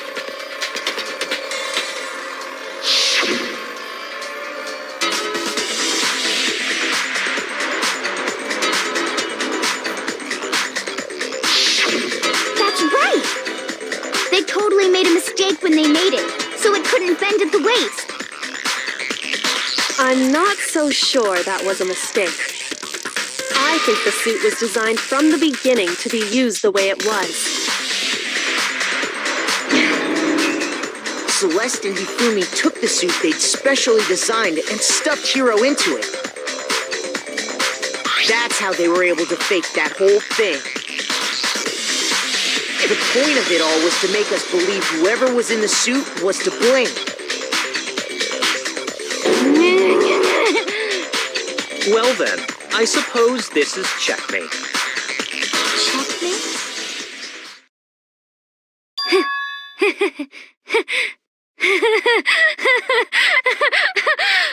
Don't make me laugh, you idiot!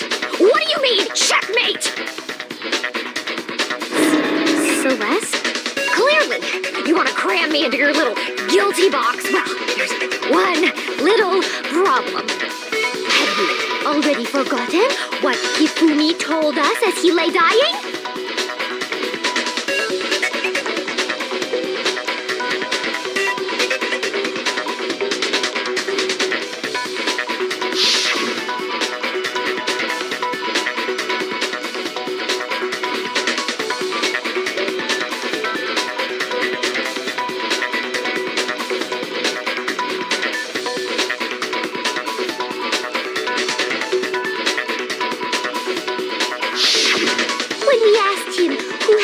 asked him, his answer was quite clear, was it not? He said, and I quote, Yasuhiro. In other words, Yasuhiro Hagakure! Right! But my name isn't really Yasuhiro! It's actually Taro! Your confusing statements don't make any sense. You're only making things more complicated. He did say Yasuhiro, but are we sure he was really pointing the finger at Hiro? What the hell are you talking about? I'll burn you alive! Kyoko, what do you mean by that?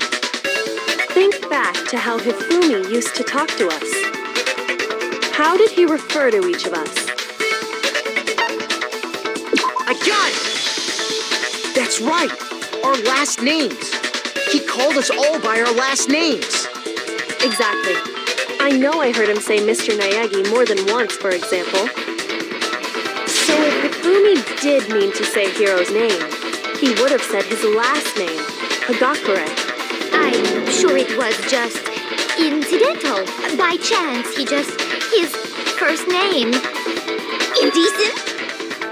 Don't talk. Random chance. Now isn't that a convenient explanation? No, there's no reason to think he would have said the name any different than normal. But he must have run out of energy before he could say any more.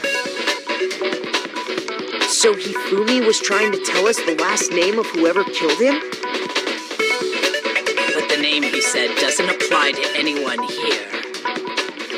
Well, no. Hold on. There's one person it could apply to, and that's Celeste. She never actually told us what her real name is. What did you just say? To think you'd take your false accusation so far, I don't know whether to laugh or spit! Come on! Enough with your idiotic blather! Yasuhiro is a loser's name! Do I look like a loser to you? Well, do I? What? I think I've earned the right to be a little on edge. Okay, then fill us in. What's your real name? Make sure your ear holes are wide open and listen up! My real name is Celestia Ludenberg. Could you please stop making me repeat myself over and over again?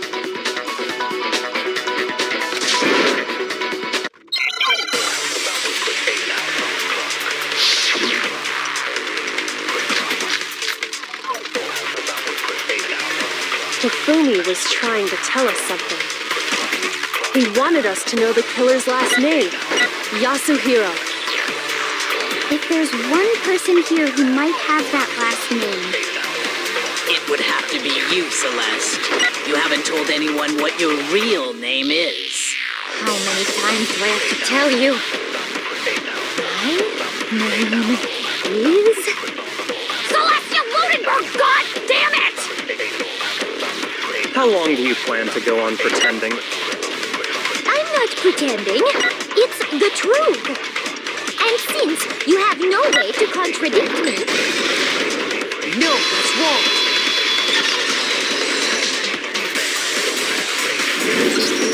That's it. The handbook. What? Anytime you turn your handbook on, it shows the owner's name when it boots up, right? Monokuma told us all about it before.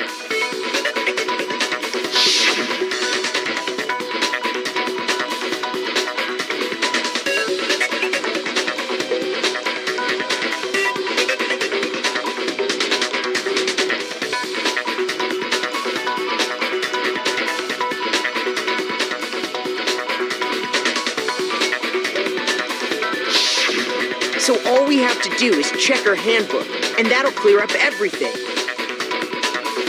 That's how we can find out Celeste's real name. That's an invasion of privacy. I refuse to cooperate. Celeste, can you please just tell us what really happened? Please, just tell us. Even when I'm put in check, it's just my nature not to give up. Because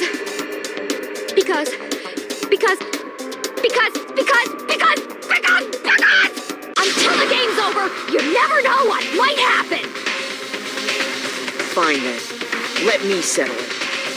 Let me go over the case again, from the beginning, and shed light on all your crimes.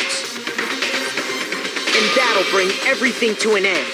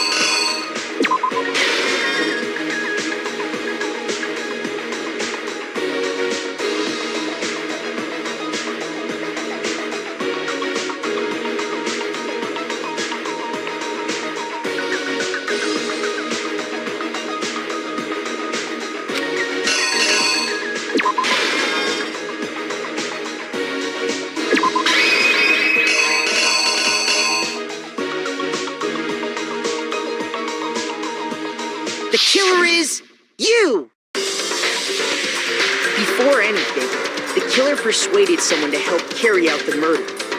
And that person was...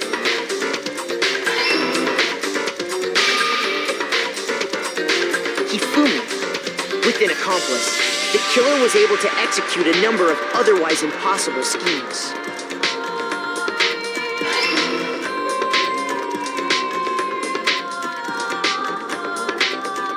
First, they convinced someone to meet them in the rec room last night at 1 in the morning.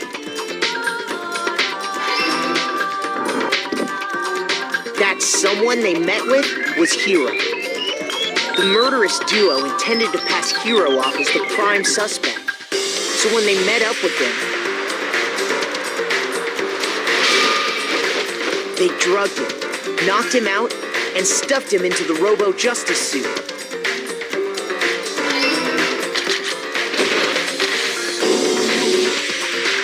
Next, Hifumi positioned himself to make it look like Robo-Justice was attacking them, while the killer used a digital camera to take pictures of the assault. They did all this just to create evidence that would put the suspicion on Hiro. When they were done with him, they shoved him, still unconscious, into the pool room locker.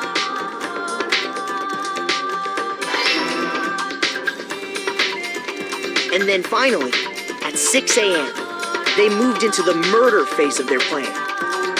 They called Taka to the equipment room.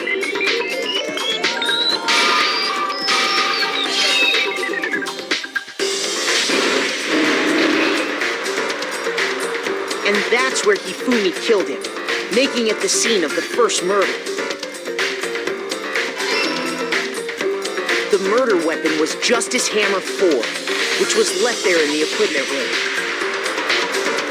The reason Hammer number 4 was used was to create confusion about the order of the crimes. So, next they falsified 2 more assault incidents. For these attacks, the killers pretended to be the victims to solidify Robo Justice as the suspect.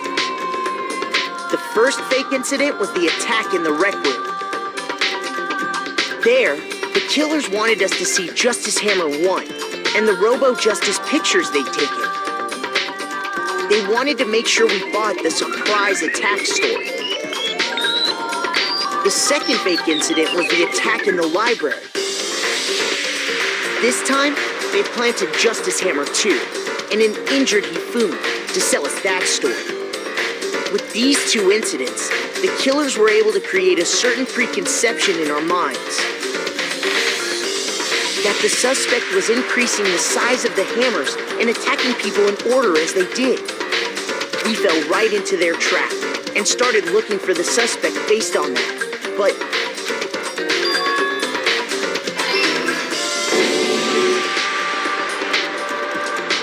while we did that, we left Hifumi alone in the nurse's office. This was exactly what Hifumi was hoping for.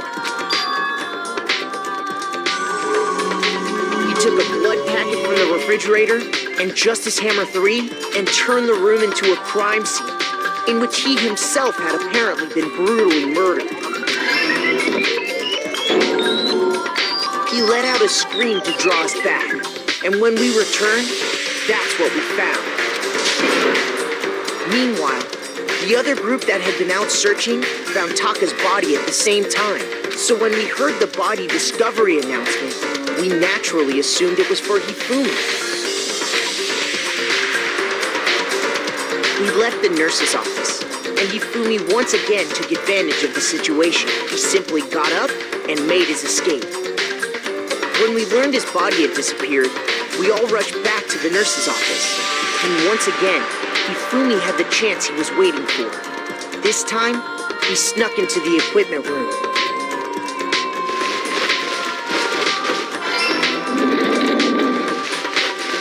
He wrapped Taka's body in a tarp and used the dolly to move it all the way down to the repository. That explains how each of the bodies disappeared. But even Hifumi didn't know what the true killer had in mind for their final act.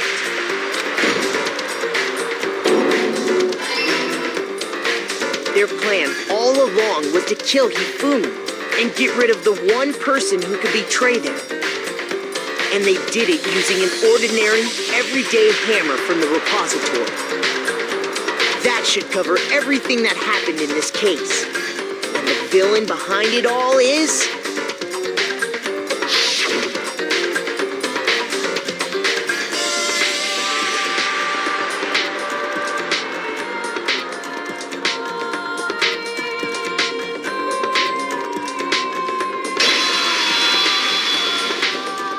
Celeste! Sorry, you lose.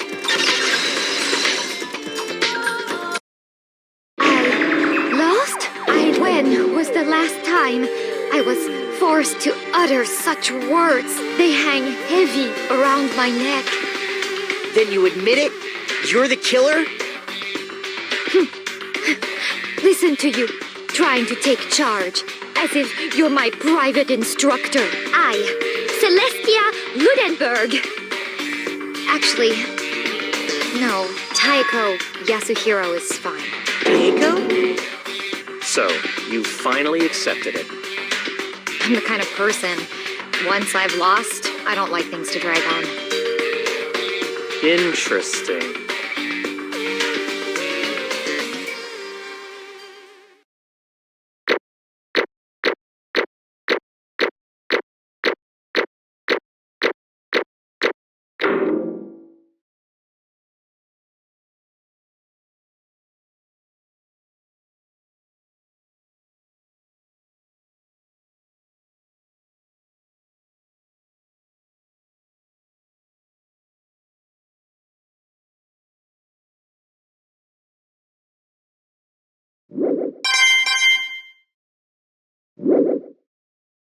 Okay, Monokuma.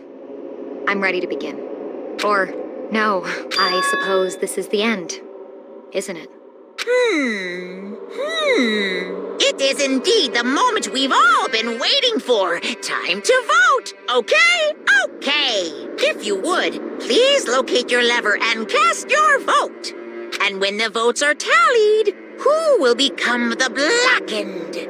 Will you make the right choice or the dreadfully wrong one? What's it gonna be? What's it gonna be?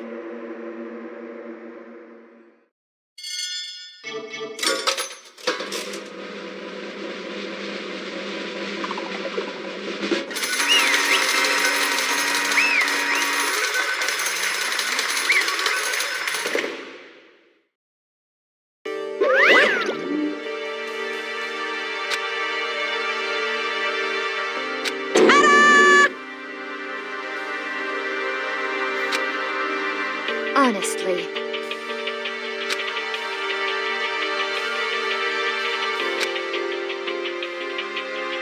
I knew it.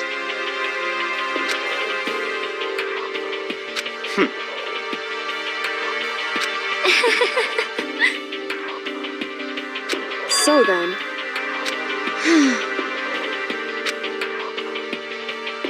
indeed.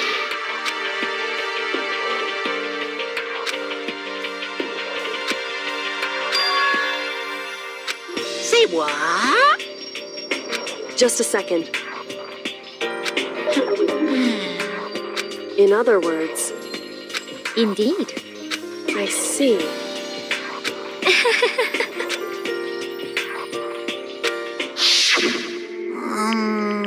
Actually, What? are you okay with this? So then,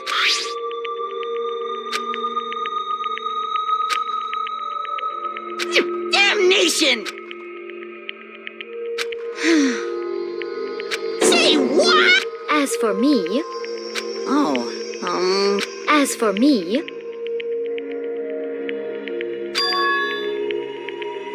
What?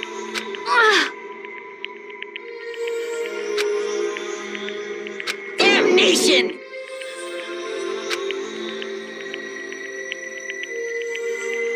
Say what?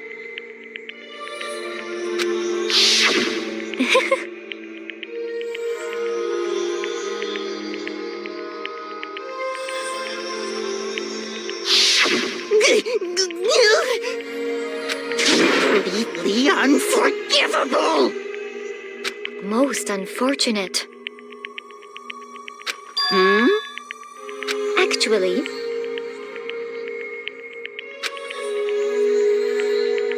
What?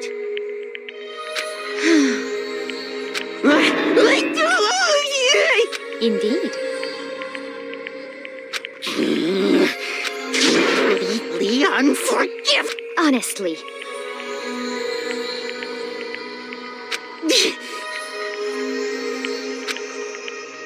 I swear I will save her! actually,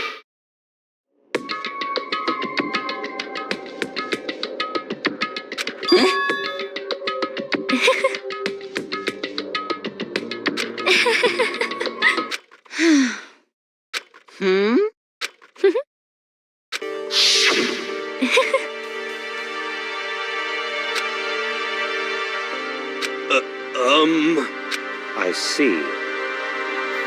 indeed.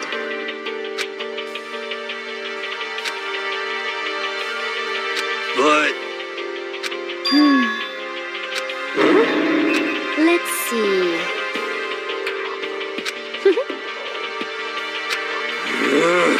Well,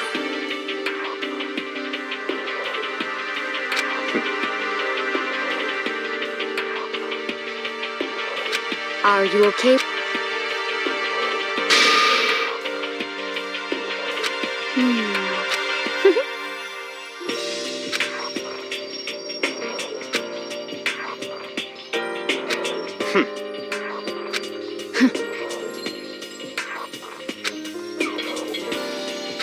so in the end,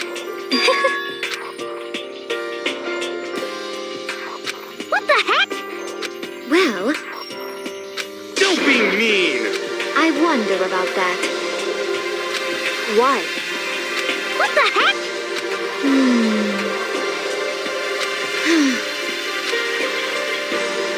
But You little bitch! Hey! You little bitch! This is fine. Honestly.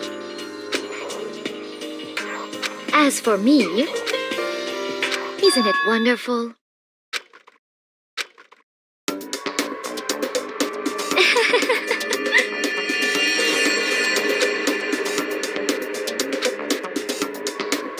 This is fine.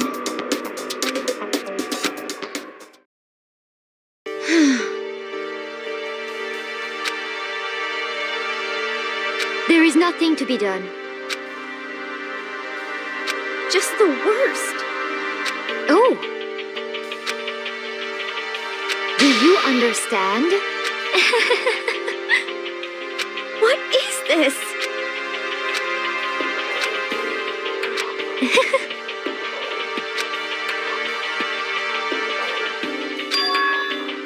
Yes, indeed. Isn't it wonderful? hey,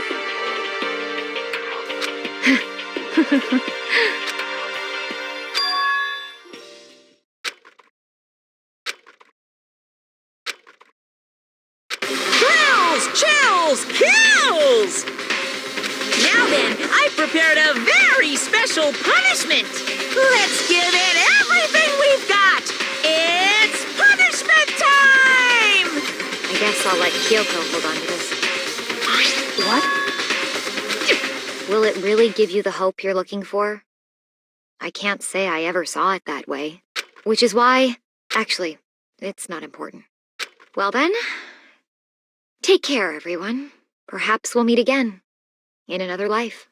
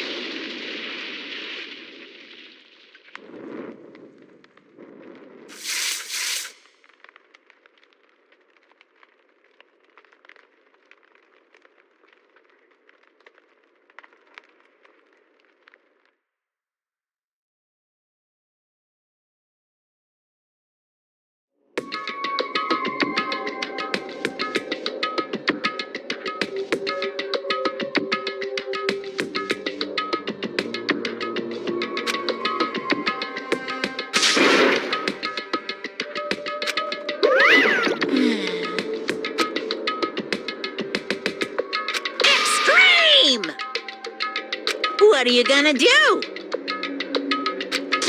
let me out of here! Too bad.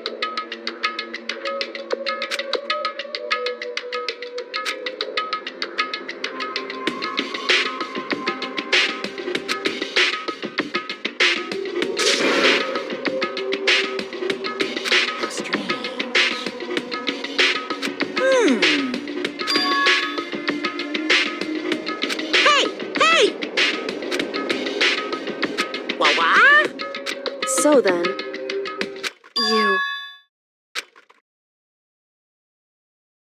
Ooh, Hey, ooh, how exciting!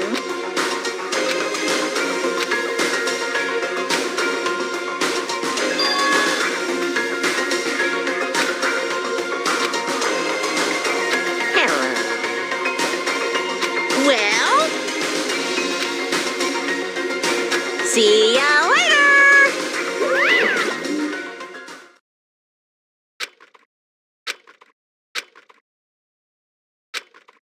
so... Hey, Indeed.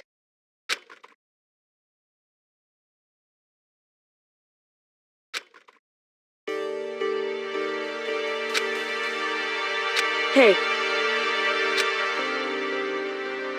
What? so... Come on.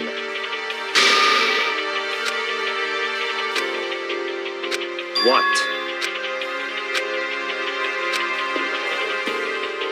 Goodbye.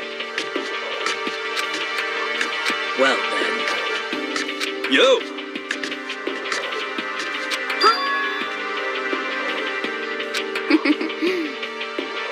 Okay. Shall we go? So then,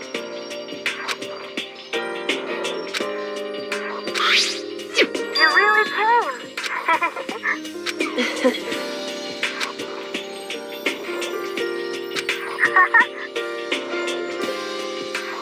So,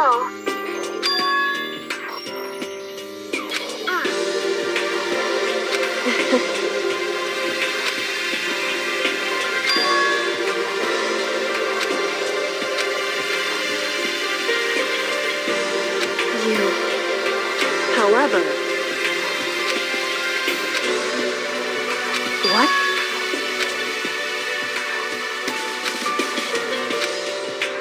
Indeed. What?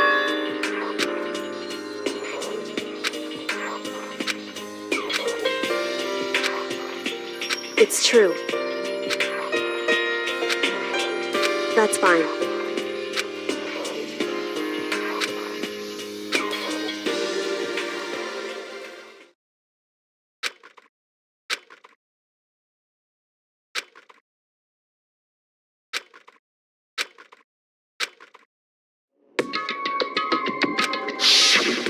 Correct.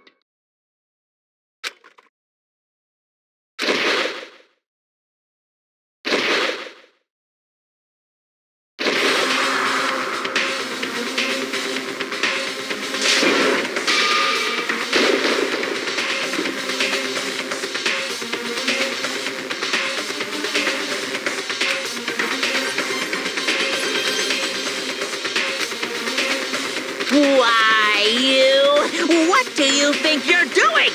I asked you a question. What's the meaning of this? How dare you defy me? This wasn't part of the deal! I've made a decision. I will no longer retreat, no longer compromise, no longer regret. I've made my decision. I'm going to resist you. Okay, but you do realize what will happen if you go through with this, right? You haven't forgotten, have you? What I'm holding hostage?